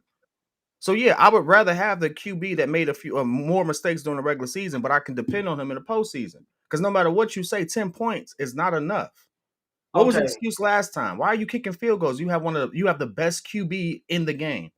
That don't look like best QB in the game to me. So let me get this. If your coach thought you were the best QB in the game, you would have the ball. So the special team. You're not the best QB in the game if your coach making that decision. So I can't agree with that, because there's a lot of times where the best QB in the game absolutely won a Super Bowl. Or where the person that's not the best QB in the game absolutely won a Super Bowl, I should say. Eli was never the best QB. And we got two Eli of them. was not better We got than two of them. Tom Brady. Don't matter. Wholeheartedly. Don't But matter. here's the one thing I will say though. Hey, you can't sit there and say even both championships the Ravens got, both their quarterbacks were terrible. Trent Dilfer and Joe Flacco are two. We can sit there and find those moments where it's like, hey, the team won this game, right? This is not it. But when you're put in a situation where you have to show up as the individual quarterback and you do not show up on a consistent clip, now I can hone in on you. Bro. So at this point, that's an apples and oranges comparison. Eli had the better team in that moment. I would that say moment this, they were the better team. That one day. I would say this though. The just as many Super Bowls that we can put on Aaron for not getting to, we can also put on his team for not helping him get to. Aaron Rodgers had because I remember the games. Aaron Rodgers had his team absolutely in a position to go to the Super Bowl, and I don't even remember Buddy's name. He got cut the next day. I got him. So let's just go back. When was Jimmy that? G should not look better than you in the postseason. And Jimmy G was atrocious. Saturday, Sunday. Did he lose the game or did his special teams lose the game? No, he lost the game. Your offense does not score 10 points. You shouldn't have 10 points. You shouldn't have 10 points. The special teams shouldn't have been a factor. The special teams shouldn't have been a factor. Special teams matters in playoff games. No. They do matter. Ringo. They do matter. Ringo. We can't have this conversation. But Ringo, we really cannot have this conversation. We can't have the conversations if you're not going to hold them accountable. Twice off of special teams mistakes, and they put up 13 points. Dog, it's not like, dude. We already had said that was a bad matchup for them. I read that they was playing the top defense. It was a bad matchup for him that he had all season to prepare for. Because guess what? Since San Fran came off the bat, they've been playing the best defense. They've been playing the best defense in the league. No, the best defense. With that, special teams plays had to be made. Guess what? The best defense in the league that smoked with 13 seconds are the best QB in the game. It was not his fault. The Packers sold. Even last year, it was his fault. Matt LaFleur absolutely dictated the game and took the ball out of Aaron Rodgers' hands. Then on top of that, if we go a couple years back, NFC Championship game against the Seahawks. You want to know what that's cap? How can you take the ball out of somebody's hands and he has to snap the ball? Somebody fumbled the ball. That wasn't on Aaron. That wasn't on Aaron. You've now been invited to this barbecue, big fella. All right, let's break it down. This season, Aaron Rodgers did not outplay Jimmy G, who looked atrocious. Aaron Rodgers was completing a whole lot of passes and not getting nothing done. Touchdowns matter. Aaron Rodgers' completion percentage was still really good in this game. He was still completing passes. He just couldn't get them into the end zone. Okay, here we go. Last season, Aaron Rodgers absolutely had multiple opportunities to take the lead over Tom Brady because the Packers defense we agree on that. We had that conversation. So listen, Aaron Rodgers is the reason that team didn't win. If you're talking about Matt LaFleur going out there, took the ball out of my hand on fourth down, knowing absolutely well that Tom Brady is on the other side of the ball. Was the game decided on that play? Yes. Yes. So the rest of the game didn't happen? You don't take the ball. The rest of the game didn't happen? You're not supposed to take the ball out of his hand. The rest of the game didn't happen? Bro, Aaron Rodgers didn't get into the end zone the rest of the game when a poor defense turned the ball over on Tom Brady. He took the ball out of Aaron Rodgers' When a poor defense gave Aaron Rodgers the ball multiple times to score touchdowns to take the lead, Aaron Rodgers didn't get it done. I don't know if that's your playback or whatever. I can hear the echo. You trying to tell me? Did Aaron Rodgers get it done? So you literally trying to tell me? Did Aaron Rodgers get it done? That every week we supposed to be putting up 30. You're not gonna have it all the time. Somebody else has to step up. Ringo, they gave Aaron Rodgers the ball. Tom Brady hadn't turned the ball over much at all that season, and when he had multiple turnover games, they lost every one of those. By the way, the Bears was one of those. Like, what are we talking about? Bro, the Packers defense that was trash last season. It's different if it it's different if it completely Did Aaron falls on Rodgers him. have an Somebody else opportunity? has to step up. You can't. Did Aaron Rodgers have an opportunity during the game to put Tampa Bay away? Bro, yes, but did Aaron Rodgers do that? He took. Did Aaron Rodgers do because that? Matt LaFleur took the ball out of his hand. No. That's at the end of the game. That's bro, at the oh my God. That's at the end of the game. That's at the end of the game. No, it's not at the end of the game. No, it's not. I'm talking about during the game. How many opportunities in yesterday or in Saturday's game and in last year's game did Aaron Rodgers have to win that game? Dog. One touchdown changes both of those games. A lot, but at the same time, you can't. One touchdown changes both of those games. You cannot sit up here and tell me that you expected me to score 30 every time. Yes, I can. You're the best quarterback in the NFL. Dog. You're the best quarterback in the NFL. He's not the best quarterback in the NFL. Oh, the two best quarterbacks in the NFL just played each other. Oh my God! Hey, talent-wise, Aaron Rodgers is the best quarterback in the NFL. Yes, he's not better than Patrick Mahomes. Okay, whatever. However you want to say it. That's a different argument. I know. Now. He's if Aaron Rodgers is the MVP, if he's the best quarterback in the game, Chicago chat. So I'm not like. But listen, I'm just arguing the same points that are there. I'm arguing what happened. I'm arguing Aaron Rodgers. Hey, listen, right? If Mitch Trubisky goes down and Cody Parkey doesn't double doink that kick, Mitch Trubisky's held as a hero for doing something for 2 minutes. Right, something that we asked him to do all season, did we not? No, for doing something for 2 minutes, because the 46 minutes before that, he was garbage. Absolutely. So guess what? I'm not going to put this on special teams, even though they played poorly, even though they played trash. That dictated the game. Okay, it dictated the game, right? It dictated the game. You know when it doesn't dictate the game? If Aaron Rodgers scores one touchdown. Oh my God, bro. Are you telling me I can't expect Aaron Rodgers to score one touchdown? Are you saying Aaron Rodgers is the MVP? They scored. Aaron Rodgers did not throw one touchdown. Aaron Rodgers did not throw one touchdown. Are you telling me I can't expect the MVP to throw one touchdown in a football game? That is the biggest game of the season for him right there. I got you, but at some point you're going to run into those games where you're not going to score 30 off the cuff every time. Somebody I didn't ask him to score 30. Do something. Ringo, I needed him to score. I didn't ask him to score 30. You know what I asked him to do? 17. No. I asked him to get one touchdown. Right. If he gets one touchdown, guess what? This is not a conversation. They win by 4. Hey, you know who else didn't throw a touchdown that day? Jimmy G. Guess what Jimmy G's record is when he doesn't throw a touchdown? He's 9-0. Bro. Hey, which is wild. Why can't they win without him? Why can't they win without him? I don't get it. He plays terribly all the time. It's like I told you. You keep trying to say they're trying to get rid of him. The question is why.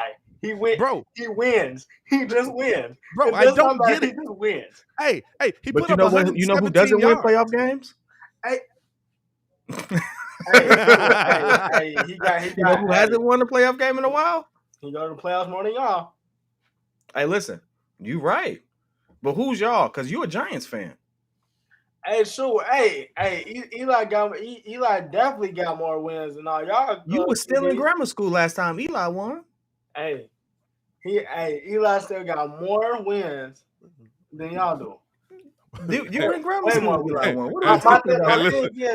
Hey, listen. I ain't gonna argue that point here. Hey, look, kid. He got 2 rings and a whole lot of wins to stand on right now. We ain't even got 2 winning seasons in a row. I ain't gonna argue that. Hey, listen. I'm not gonna argue that. He did beat the GOAT.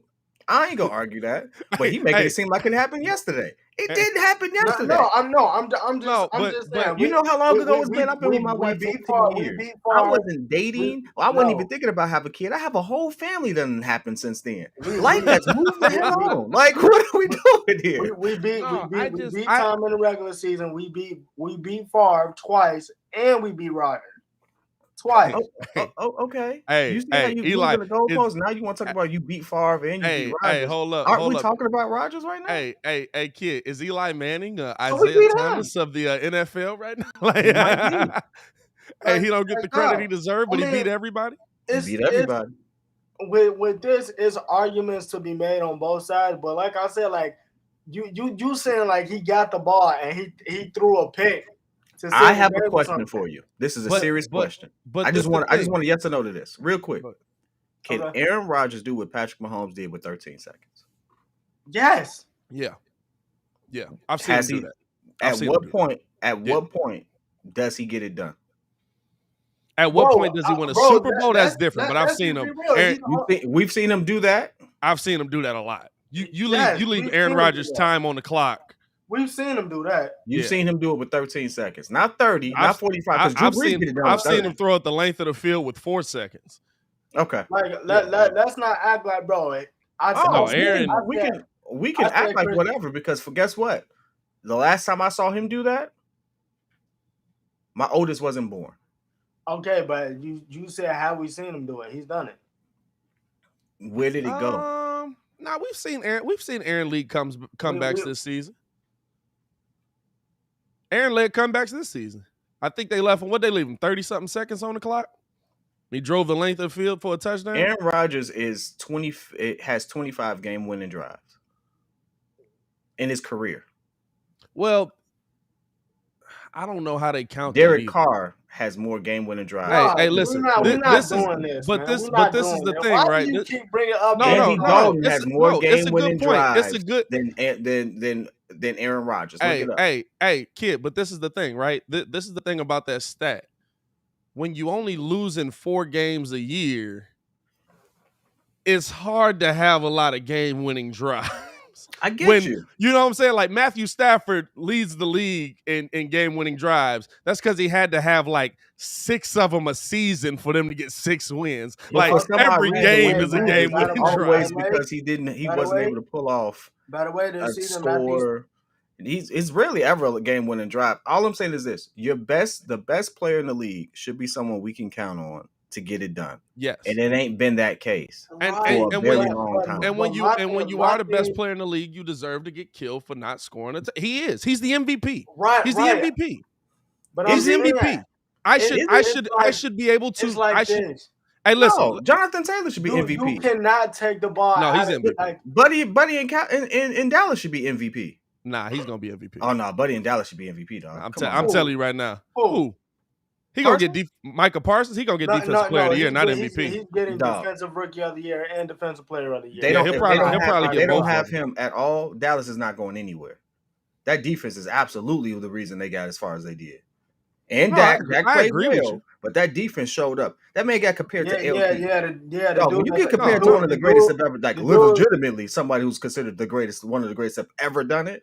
In your first couple seasons, well, this rookie season. This is rookie season, right? This is rookie season. Also making 40 yards and lost.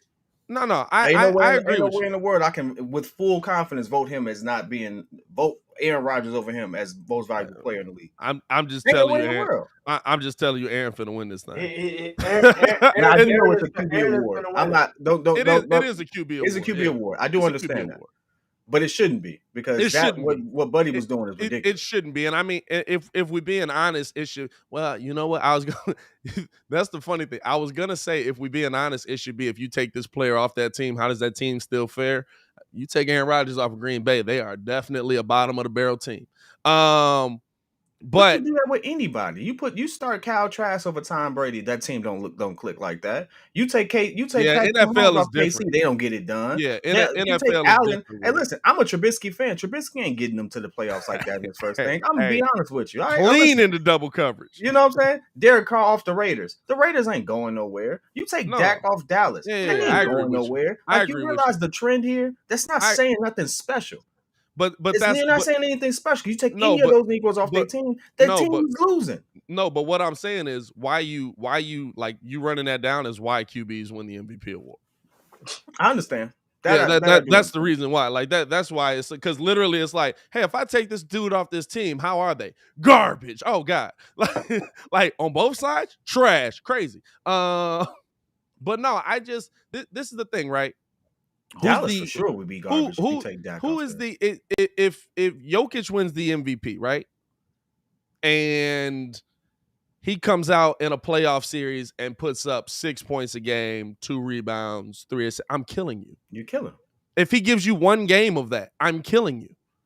You're the MVP. I expect more from you. Guess what? Aaron Rodgers is the MVP. Expecting a touchdown is not asking too much. Yes, this game is on Aaron Rodgers. Yes, this game is on the Packers offense because it shouldn't come down to the special teams. The fact that it came down to the special, guess what Aaron Rodgers would have said if they had won that game based on the special teams? We didn't do enough. We just snuck out of here with a win. And guess what? We got to be better. Already said the offense needs to be better. He's already said it. He said he already took ownership. I'm just saying, like, it would have been different. I would have been the argument. Honestly, would have been different. You know what, Rick? I feel so bad because this morning you just would have watched that game, dog. The argument would have been different if we would have watched that game. Aaron had the ball, and then he threw a pick. But like, Aaron why is the argument different? Because he doesn't throw picks. I give him that. He doesn't turn the ball over. He said, like, in those types of games, especially with like everything that happened in that game, somebody else has to make something happen. But why would my argument be different? Besides Aaron and Devontae. But why would my argument be different though? You did nothing, and if he threw a pick, he did less of nothing. No, because then I can say that Aaron sold it on his own. The special team sold this game.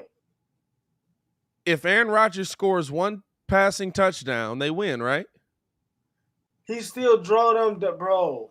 Hold on. No. I let's take this away from this situation. Let's go to the Rams. Let's go to the Rams for a second. The Rams had a fumble. That wasn't on Matt Stafford. It's not on Matt Stafford. That play. No. That ball got snapped. That's completely way too early. That's completely. But here's the thing: all this stuff went wrong. If they lost that game, Matt Stafford didn't get it done. Matt Stafford is not getting it done. This is Detroit in the Rams. We would be killing him for it. Yeah, 100%. Even though a lot of stuff happened, that had nothing to do with him.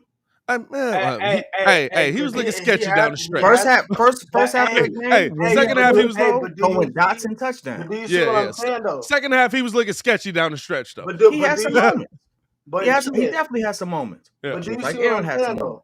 But all I'm saying is, why is the narrative different? Because you would have killed Stafford this morning. True. You would have killed Stafford wholeheartedly. You like, I told you he ain't that dude. I told you he ain't him.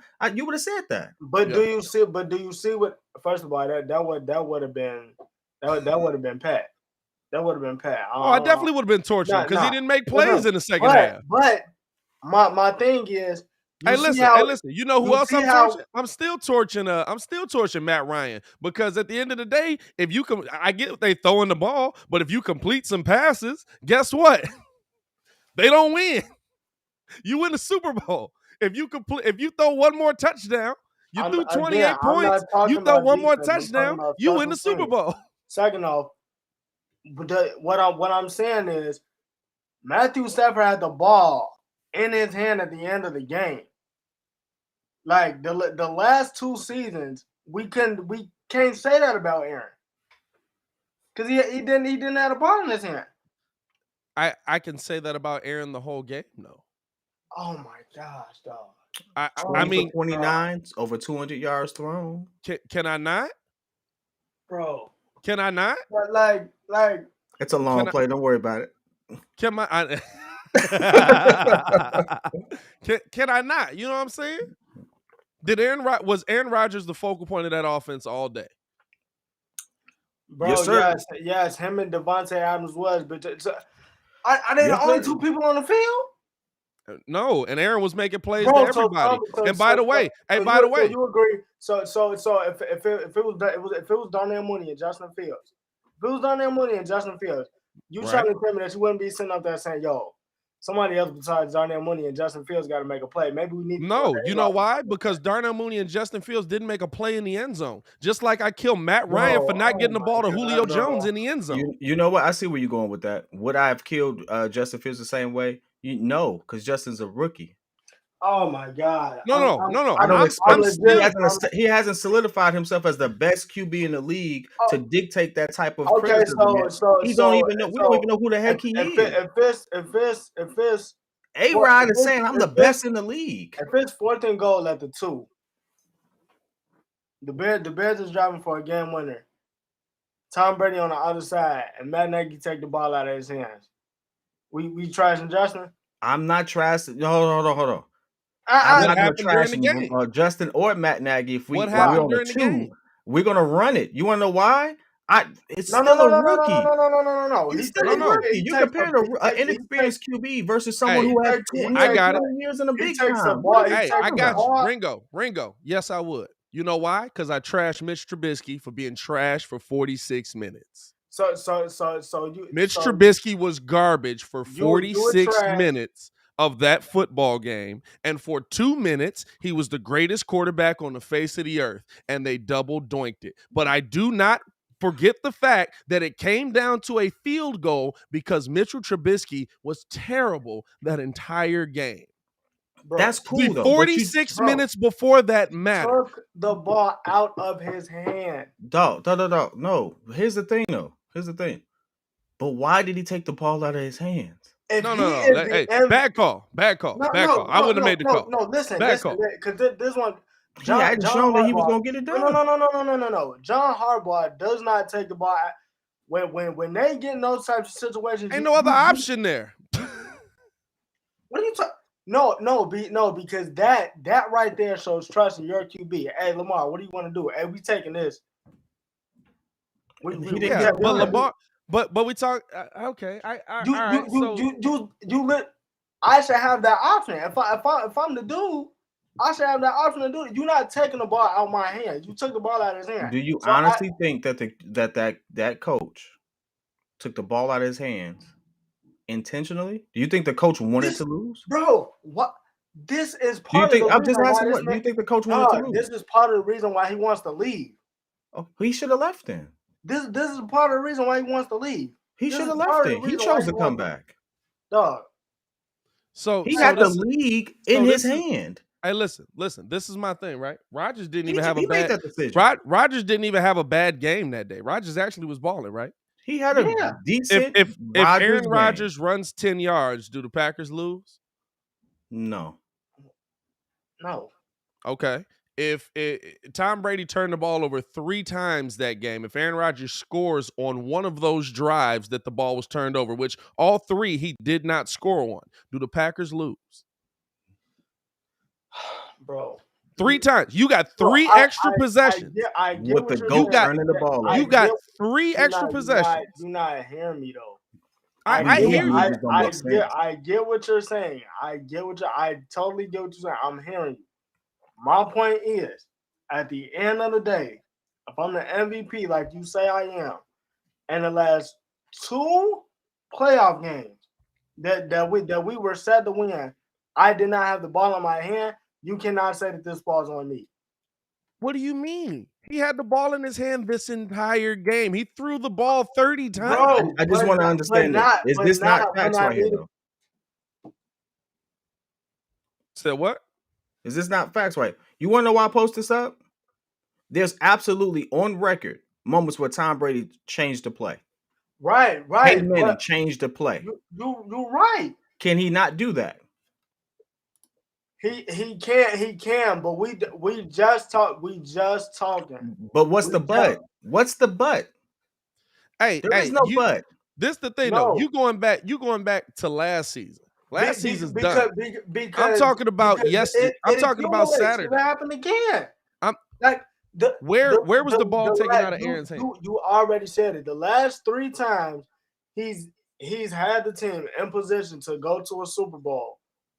He has absolutely had the special teams fail him. You want to know why I disagree with your whole stance in this argument?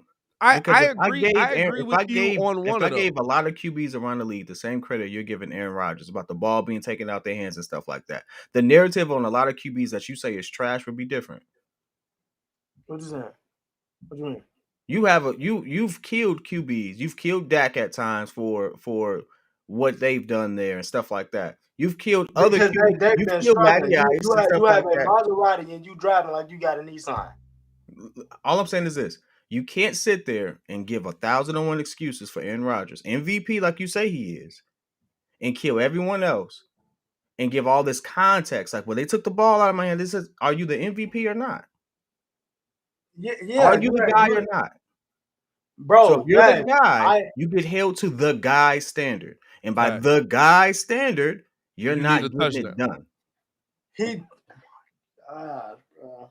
And at this point, I will take Tom Brady with 3 turnovers over Aaron Rodgers without one.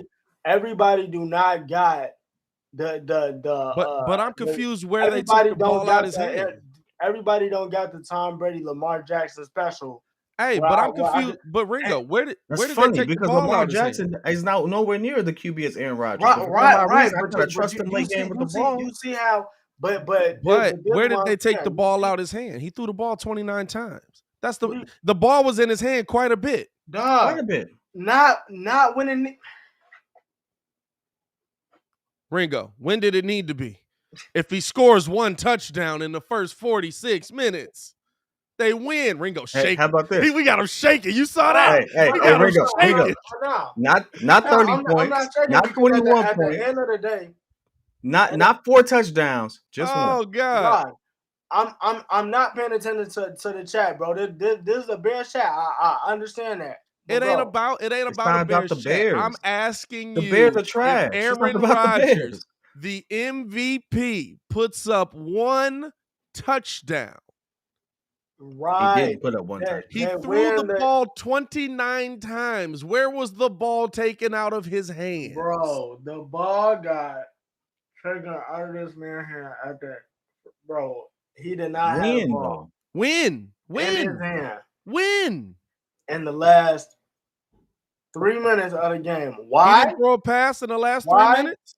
Because the special team saw him.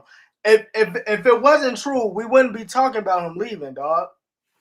No, we're talking about him leaving because that's why we're talking about him. We're talking about him leaving because he made. No, we're talking leaving, Pat. We're talking about him leaving because the Packers might want to rebuild now because they're going to have to pay him a dumb amount of money. They're going to have to pay him a dumb amount of money to get the same stuff they got with Brett Favre. To get him back in here. These ain't excuses. These is facts. Hey, Brett Favre is the turnover king. Hey, Ringo. He has more turnovers. Right. Hey, kid, I got it. So the ball was taken out of his hand in the last 3 minutes of the game. What did he do to get the job done in the 45 minutes before that? Bro, nothing. I can honestly say that the 49ers was playing great defense, but you're going to run up against that. Somebody else has to step up to make plays. 1. He's the MVP. Pat Mahomes threw 7 versus the best defense in the NFL. Not 7, but a whole bunch. He's the MVP. I expect 1. I can expect somebody else got to step up to make plays, bro. That's all I'm saying. He threw the ball 29 times. Who else is gonna make a play? It's not just him and Devontae Adams out there. You got Marquez Valdez. The running back scored. Randall Cobb. Yeah, the backup. Okay. So you got all those players, right? Who gets them the ball? Bro, Aaron Rodgers. He only incompleted 9 passes, had a very efficient day. Bro. He's sweating because it's a barbecue now. Like it's cap. I'm really not because there's arguments to be made on both sides. And there's not. He's the MVP. It's okay to expect 1 touchdown. Ringo. This contributes to part of the reason why he wants to leave, bro. Oh, because fans like this? Because we're calling a spade a spade? All I'm saying is Brett Favre got 400 turnovers, basically. I trust him to still give a touchdown no matter what the situation was. Hey, I bet you this. I bet you Aaron Rodgers or Brett Favre get a touchdown there. It might have been 7 interceptions, but Brett would have had a touchdown. Hey, swinging out the air and everything, he would have got that touchdown. He doesn't want to do a rebuild. He's going somewhere else. That's facts, but that was the cop-out answer, bro. Like, Matt LaFleur took the ball out of my hands twice. Hey, so and then the other time we got you, bro. We got you. So Ringo, receiving wise, because we can't blame Matt LaFleur for this. Receiving wise, 129 receiving yards for Aaron Jones. Devontae Adams had 90. Those are your 2 best wide receivers. You only need one most of the time. What are we talking about? Hey, Mike Evans didn't have 129 yards. There were players making plays, is what I'm saying. Hey, do me a favor. They weren't getting in. You just named 2. We named 2 people that had yards, right? On KC, who are the 2 people that had all the yards? Kelsey and Tyreek. Who was the other people? Well, McKinnon had there was a lot of people getting yards in that one. McKinnon had some nice yardage. Rushing yards, yeah. No, McKinnon had like 59 receiving yards. All I'm saying is you only need 2. You can make it with 1. He had 2. Hey, and Jimmy G was trying to give you the game. Wait a minute. The 49ers are less than 100%. What are you talking about? Nick Bosa played. Trent Williams played. They always less than 100%. Jimmy G is their quarterback. He literally, fam, that pass at the goal line is one of the worst NFL passes I've ever seen in my life. And I watched Rex Grossman. That pass at the goal line, fam, that man Jimmy G threw that mug up in the air. I swear it stayed in the air for 45 minutes. And the Packers defenders still dropped it. Like, I don't get it. I'm confused on where Aaron got the ball taken out of his hand. I would just say this, dog. Bro, y'all just forgetting what him and Joe Flacco got the same amount of so this is the thing, right? Aaron threw it 29 times. There were a total of 19 rushes in the game. Aaron was the offense. Did he have the ball in his hand when it mattered? Did he have? No, he didn't. You know why? But he had the ball. Why? He had the ball. Why? San Francisco. He was going to get the ball back. Hey, Ringo. To pretty much. Hey, Ringo. How many minutes? In the game. How many minutes of that game did the Packers possess the ball? A lot. They had it for the majority. Was it 33? 30.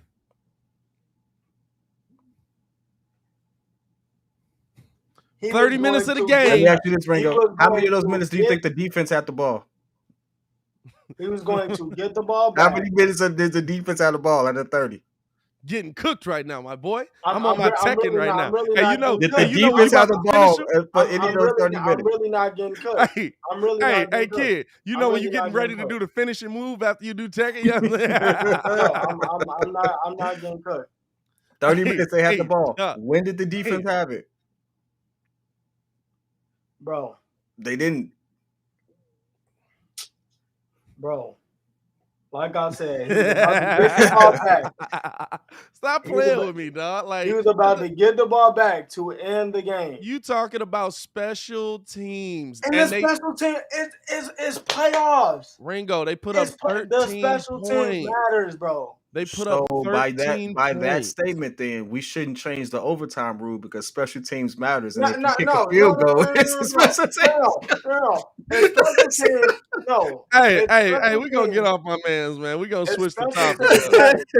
Hey, dog, I've had a day. I've had some bad takes. I didn't carry that joint for an hour and a half, dog. You really carried this joint for an hour.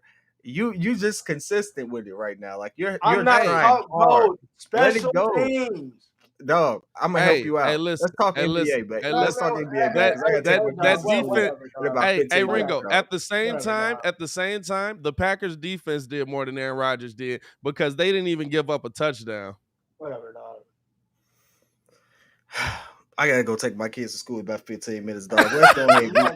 I don't want to end with you just getting deep fried right now. That's not gonna leave a good taste in my mouth.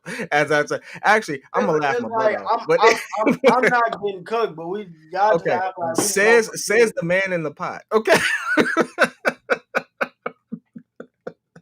Like,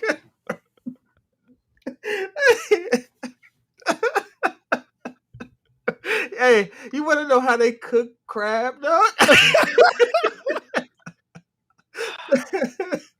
They don't even know they get Hey, he's so mad right now. hey, kid. He full on Kendrick Perkins right now. Like mud. He full on Kendrick Perkins right now, dog. He's so mad right now, dog. Oh, God. You like your eggs. Oh, God, dog. Oh, man, let's switch topics, man. Let's switch over to a little something that we can get it. Hey, it's not even the fact that it was a bad take. It's not a bad take because I've had some opinionated takes. It's the length that you've carried this take, though. Like but I couldn't get evidence to support me, though. Like we've seen the evidence to support that.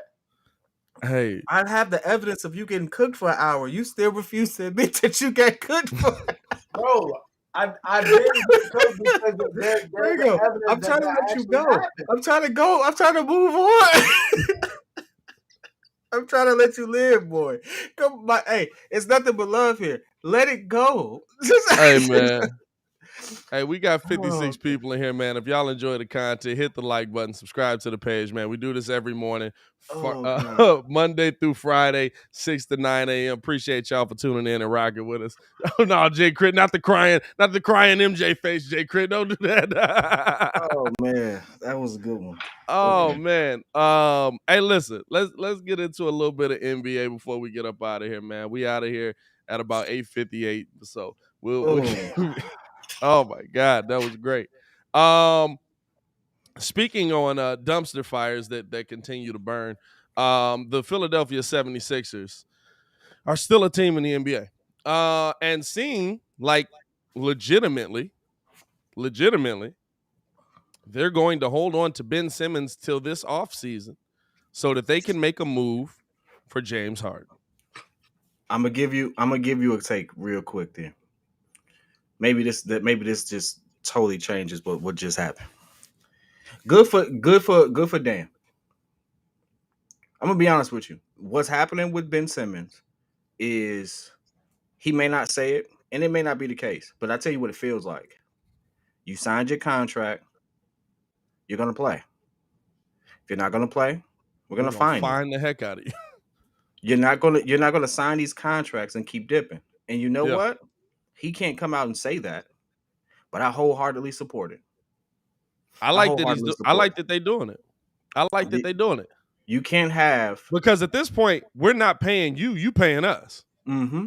You can't have it both ways. You can't sit there, sign these big deals, want all this player empowerment, but not realize the business of basketball, how a lot of that stuff is constructed. So at this point, absolutely keep finding them. And if I'm an owner, I'm no longer offering long-term deals. Facts. I'm no longer offering long-term deals. You're not going to get that money, and I'm not guaranteeing a lot of this money. I'm guaranteeing one season. Facts. You want to know why? Because who's to say that you're not going to get pissed off and become a diva and decide that you're going to sit out and force a trade? And now my whole plan as an organization, which was to build around you and in your development, is now literally the team is built around him. Literally, the team is not built around Joel Embiid. The team is just really good because Joel Embiid's on it. So at this they literally were like, we got to put shooters around Ben Simmons. Let's go get Seth Curry. Absolutely. There is I forgot what the old phrase was. I just lost my thought on it. But realistically, you can have too much of a good thing on both ends. Mm-hmm. You can't sit there and fight for more money and stuff like that and have all this player empowerment and stuff like that. And then you have a bunch of people doing stuff like this. A bunch of people pulling the James Harden. A bunch of people pulling the Ben Simmons. Those people, why it may be only those people, the impacts it has on those organizations, Houston ain't going to be right for a while. Philly, if it wasn't for Joel Embiid, would be destroyed. Yeah. Most teams that LeBron leaves are destroyed, but he does it differently. At least he sides ones and one and ones and stuff like that. I give him that. Yeah. But outside of that, no. All these people are trying to force these trades and stuff. No. Guess what? When this next CBA comes around and those negotiations are real harsh, they're gonna look back at these moments and be like, so what do you know about these? What are you gonna do about these? Because we're not gonna have that. The players are making it worse for themselves. Absolutely. I agree, and I look at it in a situation where this is my thing, right? Why are you forcing your organization to shorten these contracts? You're gonna be pissed about it then, right? You're gonna be pissed when the contracts are shorter. You're gonna be pissed when they're only offering us 2-year deals. You know what I'm saying? Stuff like that. Where you brought this on yourself. Because here's the thing, right? I understand there's a business of it. I understand you have to do what's best for you. I understand business can be cutthroat. But there is still an honor among thieves. If you sign a contract in a regular business world setting, you don't just get to say, I'm done with this contract in the middle of it. I want out. And they're just, okay, all right, well, sure, we'll find you your way out. We'll do that for you. Thanks for playing the work version. That's not how contracts work. I understand the NBA is different. I understand go get your money. I understand you want to be happy. I get that. I'm the whole play. I'm not gonna lie to you. I like the player empowerment that LeBron has brought.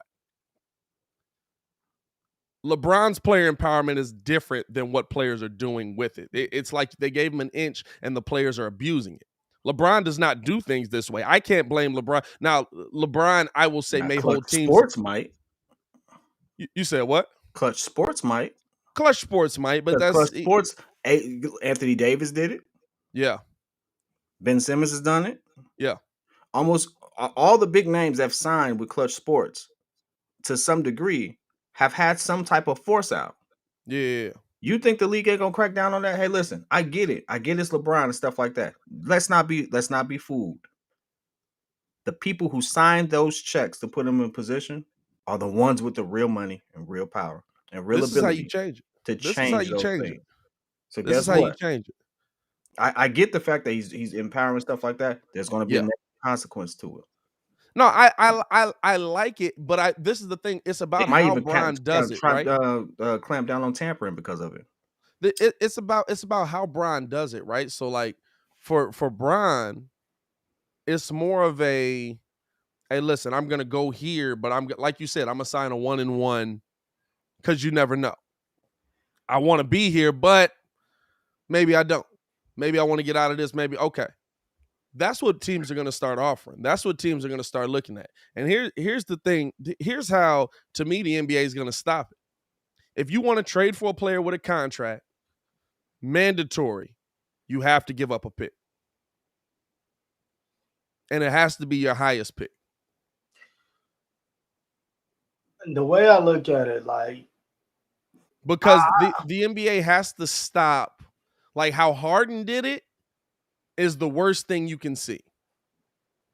Now I understand if you ask for a trade. Now it's different if you request a trade, right? Just because for him to go over there and be trash. he did all that just to go be trash. What's good with you, my boy? This is the thing. Like if you request a trade, but you're still going through the motions, like Charles Barkley requested a trade, but still played through it. You know what I'm saying? Like a lot of these mugs request a trade, but still play through it. The James Hardens of the world or the Ben Simmons of the world, how they're doing it, that's a joke. You can request a trade. You can ask for your way out. But guess what? You sign this contract. You may not want to be here, but you sign this contract. Show up to work and do your job. Because to me, is the NBA a brotherhood or is it not? These mugs talk about the brotherhood of it, blah, blah, blah. Ben Simmons, you turned your back on your brothers. You ain't turn your back on the Philadelphia 76ers. You let down Joel Embiid. You let down Seth Curry. You let down Tobias Harris. Oh, I don't feel like it's a good environment for me to be successful. You know where it would be? If you would dunk a basketball, you 6'10" bastard. Like, dog, what are we talking about? Well, how about this? It would be if you work on your game. Work on your game. Yeah. Dog, You don't see his game being improved at all. I'm seeing Giannis take threes. All he gotta do is get a midi. He ain't making them. All he gotta do is get a midi. 33%. Yeah. All Ben has to do is get a midi, bro. That's Ben it. is 6'10". Ben just need a floater package. Like, he don't need a mid range. You know, like you got the default floater big package on 2K that he don't even use. The crazy part about it is it's just gonna mess it up for the players. You know when they go to the negotiating table for the CBA. Yeah.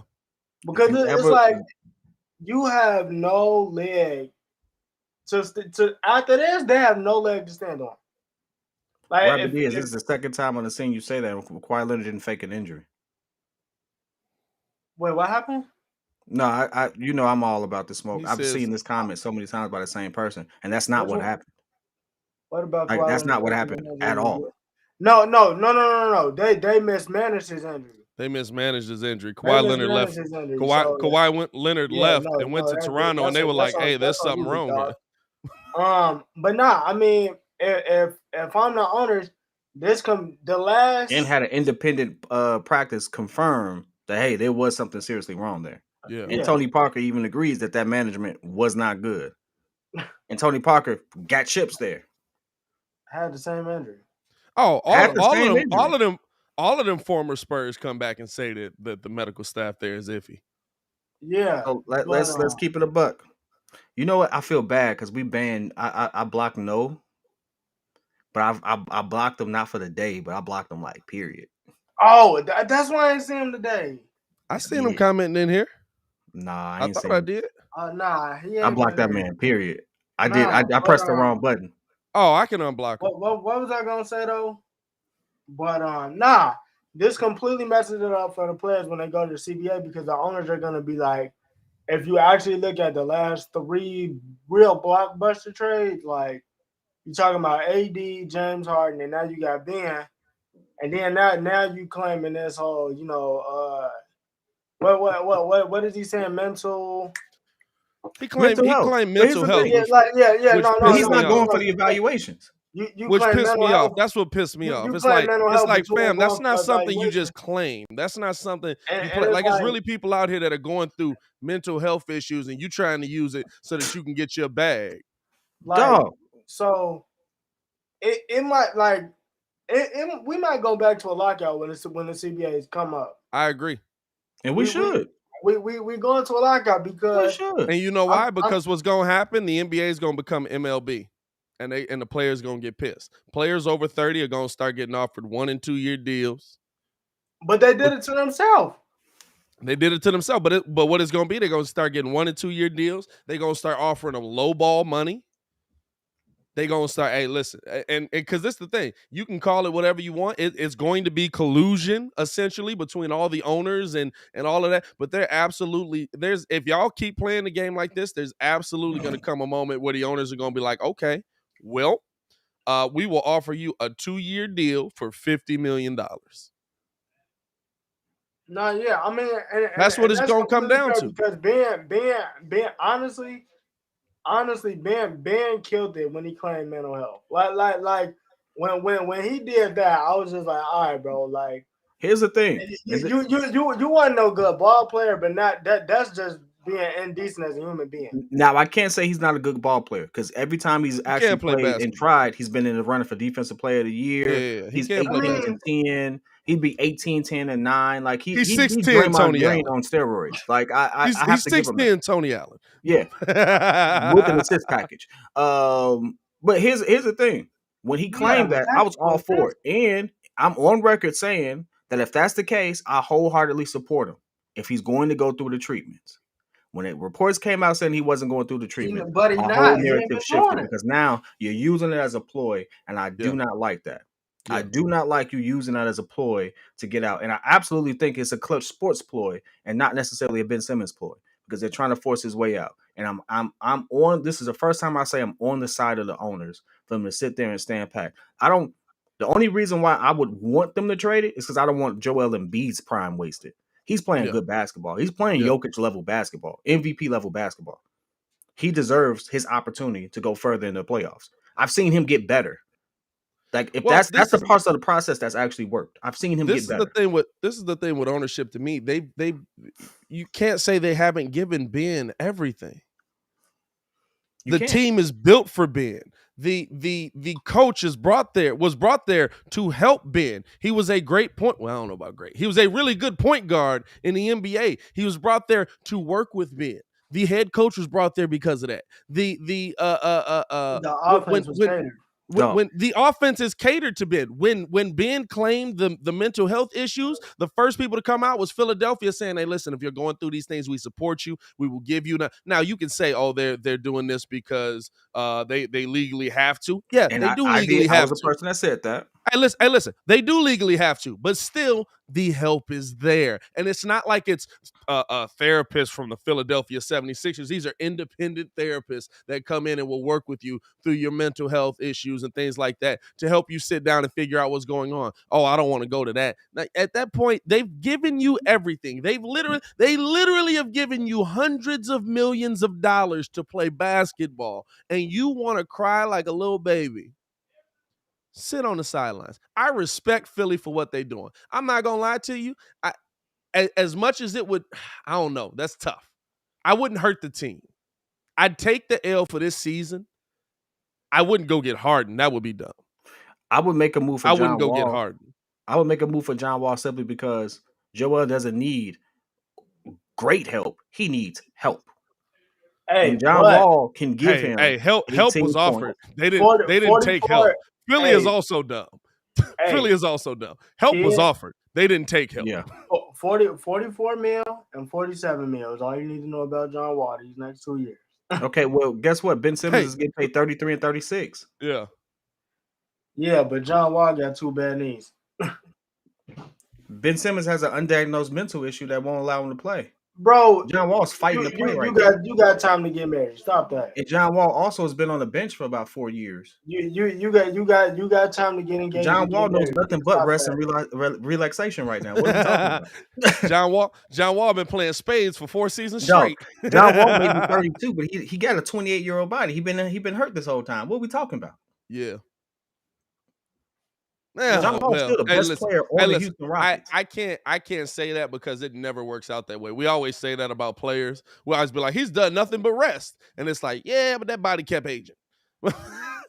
They come back. They don't be the same player. They never the same player. All his trainers say he looks just as good as he did his first couple years. Hey, Hey, listen. They his trainers. He made a full recovery. He wants to play. They his trainers. I would say that too. He wants to play. Yeah, I know, right? No, that's the part that's killing me. He wants to play. Houston's like, no. And that's a business decision they're making. They're still paying him his money. Guess what? As long as he's available, he's holding up his end of the deal. They're holding up his end of the deal. No harm, no foul. Does he want to play? Sure. Does it help them if he plays? No. That's a business decision you have to live with. And I'm willing to live with that because the player still gets what he deserves, the money he signed for. Yep. In Ben Simmons' case, he wants the money he signed for, which he ain't going to get. Which is already losing. It's not my job to increase my trade value and stuff like that. No, absolutely. It is your job to increase your trade value. That is your job. Your trade value is based off your production. Your production is based off what you do on the court. If you're not on the court, guess what I can't do? Wait, did Ben Simmons say that? Yeah, he said that it's not his job to increase his trade value. What? The coach literally had to go to his team and say, hey, these things are in your contract. You have to do these things or you're not going to get paid because he didn't understand why. Oh, yeah, that part I remember. Yeah. What Doc went to him. This goes to show you 2 things, bad management, bad advice, and just an immature player. Yeah. But he only immature because. All right, my boy, I'll let you stay safe out there. They gave him everything he wanted off rep. Hey, listen, I love how we just went from cooking Ringo for an hour to cooking Ben Simmons. Hey, bro, I didn't get cooked that second time though.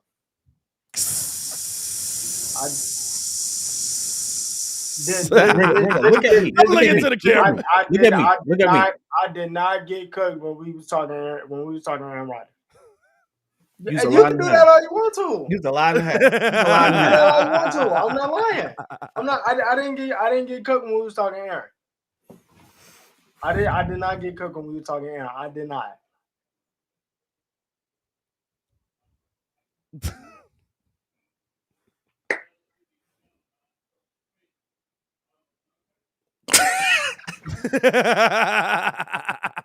Hey, Ringo didn't even look confident in that one. I didn't get cooked. Hey, It's kid, factual. take the kids to school, man. Stay safe out there, my boy. Don't hit him with the. Hey, man. Hey, all I know is this: at the end of the day, Hey, get him out the second place, dog. Hey, he still got way more horrible takes than me this year. That's not facts. Kid's also been on the show longer than or more than you have. I don't know. On top of that, Derrick Carr one might be an all-time worst. The Derrick Carr one was trash. I give you that one. But that you one see might the be an difference all-time here? worst. I can admit it was trash. Damian Lillard. I can admit it was trash. Chauncey Billups. So that's 2 for the year. I said Derrick Carr and Trailblazers. Derrick Carr. I don't think that's a trash take. I just think that didn't work out. It didn't. Thank you. So I don't think the Chauncey Billups one is a trash take. I expected Chauncey Billups to help Dame Lillard too. I didn't think they were going to the finals. I think they were going to the finals. So that's I didn't think they were going to the finals. Hey, you know what though? One of us had Aaron Rodgers going to the Super Bowl. Guess we'll never know about that. Hey, yeah, I definitely didn't have that. I said he was the safest pick. I said the Chiefs was going. Yeah, but the Chiefs on the other side, they got to play somebody. I didn't say it was going to be them. I just said it was the safest pick. Shut it up. Shut it up. Yes, you did. Yes, you did, dog. Yes, you did. Yo. No, I didn't. Oh, how you get out the pot just to get back in? Just to jump back in. Dog, you just said it's too cold out here. Just not back in the pot, huh? Bye. Just bye. Good Lord.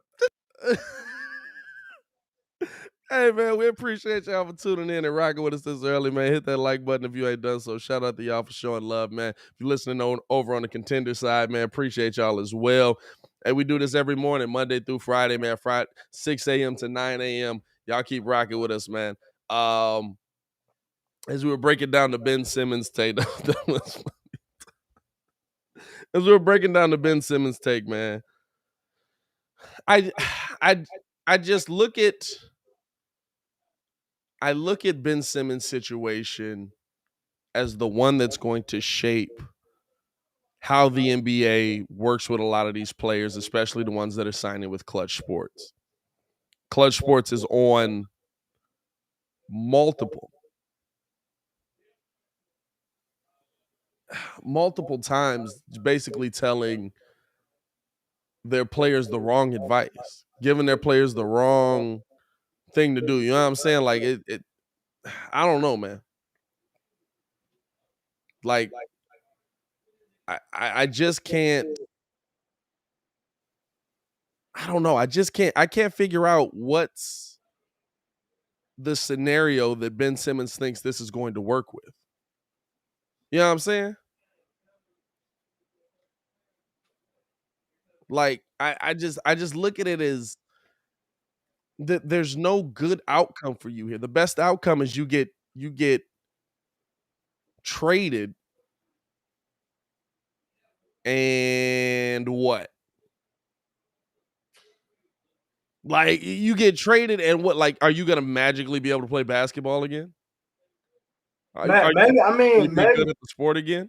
Maybe he magically get a 3-point shot. I mean, I don't know, because it's like at the end of the day, you're gonna have to deal with fans, period. So it's just like if you not hooping, you feel me? Like what else are they supposed to say? Like that's my biggest thing. Like you talking about you can't play it, and Muggs would be like, oh, Chicago, this.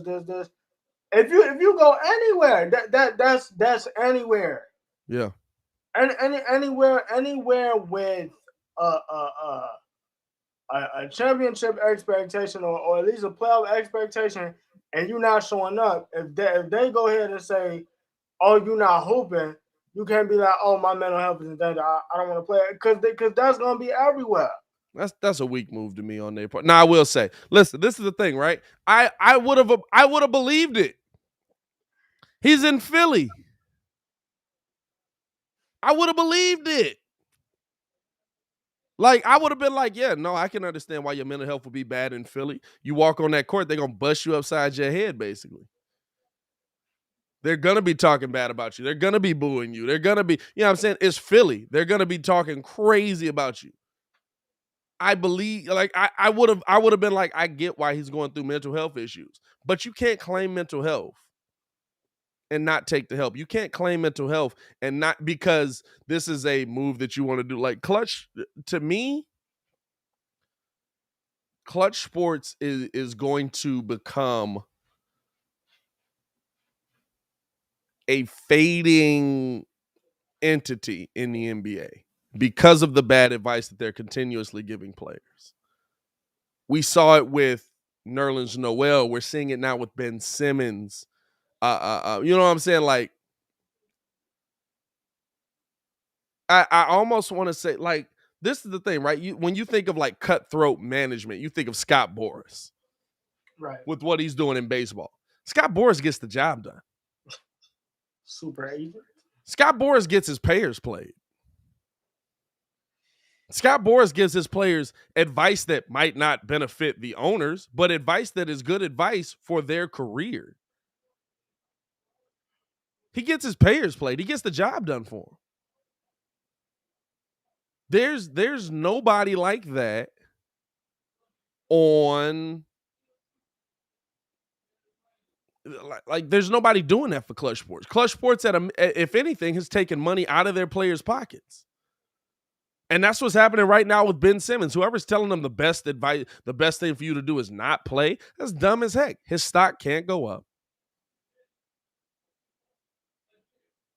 He's losing money because they're fining him at this point. You know what I'm saying? Like, what are we doing right now? Robert Diaz says, I have a relevant question about the next CBA. Do you think teams will still be paying players for games that they load manage? Yeah. Because, like, DeMar got load management last night. They'll pay him. That's in the best interest of the team. We may not like load management. We may not, like, I love the Kobe Bryant. I don't want somebody to pay for a ticket expecting to come see me. Like, I love that mentality. I really do. I love to see that. And I love seeing that from the players. But at the same time, I understand why load management is happening. Because you're trying to have your players for the most important time of the year. And the reason we're seeing it more now is because of how long LeBron's been in the game. The reason we're seeing it more now is because the longevity that these players are having consistently. So I don't think that changes at all. Before we get out of here, man, we got to give credit to the young man, Ayo Dosunmu, for what he put on, the clinic he put on last night, and a Bulls 1-point dub. Stressful, a little bit stressful, but a Bulls 1-point dub. But credit to Ayo Dosunmu nonetheless, breaking Orlando Woolridge's rookie record of 8 consecutive shots made by a rookie, which is wild that the record hasn't been broken until Ayo the other day. But 9 consecutive shots by Ayo. Ayo Dosunmu is becoming mad efficient. Ayo Dosunmu is becoming a great defensive player. And I'll tell you this, he's going to have a lot of time to grow this season. When we get Lonzo Ball back, when we get this team fully healthy, 6 to 8 weeks, our bench is going to be a problem as well. Because our bench is going to be used to playing those starters' minutes. Our bench is going to be used to getting the job done. You know what I'm saying? Like, I don't like seeing Lonzo injured. I don't like seeing Caruso injured, especially the way Caruso went down. And I love that Amari Stoudemire and a lot of the players are coming out and in support of Caruso. Like, the NBA fining you 1 game for this is crazy. That's trash. You can't be doing, like, what are we doing? But the benefit of it is, I don't need Alex Caruso and Lonzo Ball for the regular season. I need them for the playoffs. Especially Alex. That's especially Alex. I need them for the playoffs. So we're going through this 6 to 8 weeks now. Yes, it would be great to have them here, but at a minimum, I'm getting great run for a couple rookies. Well, for a rookie, I'm getting great run for Kobe White, who seemingly needs it as well. You're probably at this point going to end up going to the buyout market to bring somebody in because there's not going to be that. There's not going to be that. Trading Kobe White right now isn't feasible to me because you're so thin at the guard position. So to me, you're getting good run for players that you need to get run for. And then you're going to put them on the bench, and you're going to have players that have a starter's mentality coming off of the bench ready to go. That makes you a deeper team in the playoffs. That next man up mentality now. And I'll tell you this right now. It not only makes you a deeper team in the playoffs, but God forbid Alex Caruso or Alonzo Ball do go down. You got guys that have been in this situation. This ain't new to them. It's not a couple of games a year. This is 6 to 8 weeks. Ayo Dosunmu has done enough that he's going to be your starting point guard for the next 6 to 8 weeks. I like what I'm seeing out of the kid. Dog, like, just I'm really trying to figure out, like, when is we gonna start talking about this dude? And like, cause I know he's not gonna get rookie of the year. He might, like, dog. 6 to 8 weeks, a long time, bro. Nah, you still got Evan Mobley to me is just. Yeah, but it's about coming into that starting position and being. What did you do? Yeah, if he hoop for 8 weeks and give 8 weeks, he might, dog. If he give me 17, yeah, I'm there. And I might. The only thing is he gonna have to go on the bench again though for like 2 months to finish. No, he'll be on the bench for the playoffs. It's a regular season award for Rookie of the Year. Lonzo and them coming back. I mean, we talking about Lonzo hasn't even had the surgery yet. So I think Lonzo's surgery was 2 weeks out. Alex hasn't had the surgery yet. So we're talking about 6 to 8 weeks essentially from next week.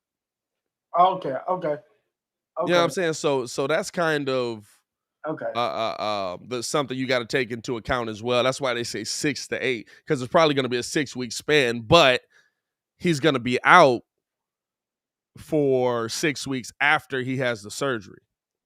Oh, Caruso had his surgery last night. I thought they were saying he wasn't going to get in until next week. Okay. Well, that's dope then. Shout out to Alex. So 6 to 8 weeks from tonight for Alex. I would still start. I would still start Ayo though. I would still start. No. I think that I would be cool with starting Lonzo in the playoffs. I'd rather have Lonzo in the playoffs. You know what I'm saying? I'd rather have him in the playoffs. Mm-hmm. But I love the fact that we have Ayo Dosunmu developing into this great player who's going to come into his own, who's going to be a big part of what the Bulls want to do, who's from Chicago, who's proving all the doubters wrong. And I'm going to be honest with you, every rookie he's played, he's outplayed. Has there been a rookie point guard this year? He outplayed Josh Giddey last night. He outplayed Cade. Outplayed Jalen Green. Every player that was picked above him, I love the chip on his shoulder. Everybody is picked above. To me, Ayo is outplayed. And heck, going up against Ja Morant, I think Ja Morant had. Ayo stripped him a couple of times too. I think Ja Morant had 30, but we watched that game and we was like, dog, that's the toughest 30 I've ever seen. You know what I'm saying? Like, making dudes work for it. That's what you want to see. You want to see him make dudes work for it. I love that. I love seeing what Ayo's bringing. I love what he's developing into, and he's doing it quicker than anybody thought. So to me, like, it's big for the Bulls. That's big, and you're getting these guys run now. I'd rather you be doing this in this part of the season where we're still before the All-Star break. You're going to have the week off for the All-Star break. You come back. There's still going to be some games there that you got to compete in and get the dubs in. But I'd rather see this now than when the playoffs are here. Because when the playoffs are here, I want to be 100% healthy. Because when this team is 100% healthy, my God, are they dangerous. Man, I'm just waiting on the Bulls Bucks for first round. I'm waiting on the Bulls Bucks first round. I need that Bulls Bucks first round, bro. And Grayson got to be playing. And you're gonna have to see. you're gonna see a lot of shift, or you'd have to see a lot of change in the standings for that to happen right now. Hey man, great shot. Somebody, Hey, man, the Bucks would either have to fall or the Bulls would have to fall. Well, I think the Bucks, the Cavs will probably move up. Cavs right now are a game and a half back. Miami in first right now. We're a half game behind them. Who's the Brooklyn first? also a half game behind them. Hey, dog. Hey, I ain't gonna lie to y'all, bro. Y'all got about the easiest schedule going forward I've ever seen in my life. Hey, everybody was hurt. Bro, going forward, though, y'all got about the easiest schedule. Them mugs got Knicks, Clippers, they did. Raptors, Celtics, basically a bad team. Raptors again. Spurs, are they still in the NBA? Hornets, nice team. Wizards, Pelicans, all right. Nets, I give you that one. Maybe. KD might be out for that one. Mavericks, who knows with Luka. Hornets again, Knicks, Spurs, and then you play us on the 28th. Like, a lot of bad teams in there, dog. We don't got another bad game until the 28th. Hey, y'all gonna have a run of games right here. I'm not gonna lie to you, dog. Like, I'm just like, my God, Marv pointed that out last night. Shout out to Marv calling into the show all the time, man. But man, he pointed that out last night. He was like, man, look at what the Bulls got coming up. Look at what Brooklyn's schedule is going out west. Look at, you know what I'm saying? He was like, and then look at Miami's schedule. It's basically a tickle fight. Miami finna go on a 15-game run, and Ringo gonna be beating his chest like, stop, talk nice to me. Talk nice to me. It's gonna be like, well, you beat the Knicks twice. Shut up. Beat RJ Barrett and them boys. Like, what are we talking about right now? The Knicks got halfway through the season and was like, maybe we should trade Julius Randle. What? What he say? I love the kid jumps in the chat on the way to taking his kids to school as well. Ringo, a bandwagon. Never that. I like I said, I can never be y'all. I can't deal with the fanatics. I can't deal with the fanatics of the fan base, dog. I really can't. Well, I mean, that comes with having a fan base, though, Ringo. I mean, but dog, y'all half of y'all fans left in the middle of a finals game. Hey, and truth be told, they bogus for that. You know who didn't? Me. Hey, but I'm just saying, like, when you have a fan base that's good, you're gonna have fanatics, bro. Y'all, I'm not gonna live this down. Y'all cry over Zach LaVine not being a starter over an all-star fan vote. Hey, listen. That the fans vote for. Hey, listen. Y'all was crying talking about something.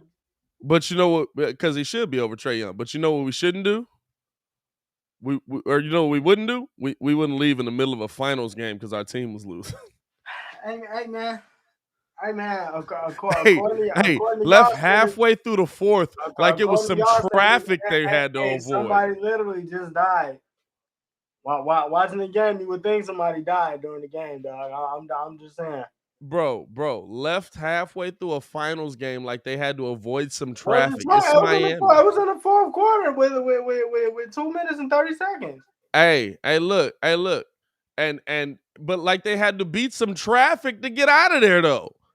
Like, it's Miami. It's not Chicago. You're not finna all line up on 290 trying to get home pissed off. Oh, let me back in. No, you ain't getting back in, dog. Nah, you can't get back in. You know what I'm saying? Like, come on, dog. Like, I'd rather deal with fanatics knowing that we have a real fan base than deal with Miami fans. It's not our fault that we show up drunk to the games, dog. That's Hey, listen, we do too. You know why? Because it's cold out here, dog. You got to be drunk to be warm up in this joint. It's cold out here, dog. It's cold out here, dog. You know what I'm saying? Like, we talk about Heat fanatics. You barely got fans. I'd rather deal with all the fanatics in the world knowing that we've got one of the best fan base cities in sports. Miami, man. Than deal with being a Miami fan knowing that the only reason most of them mugs even became fans is because Brian went there and you lost half your fan base when he went out west. Hey, it'd be like that. Good like Lord, dog. Hey, we appreciate y'all for tuning in and rocking with us for another morning as always, man. Shout out to everybody on the Contender side. Shout out on the YouTube side, man. Y'all were all invited to the barbecue of Ringo today. It was a pretty good day, man. I only got as always, man, hit that like button, subscribe to the page, man. As always, it's your boy Pat the Designer back at it again, joined by the man formerly known as Ringo J. Stefan the Don. Hey, yo, Chicago, y'all stay safe out there, man. Peace.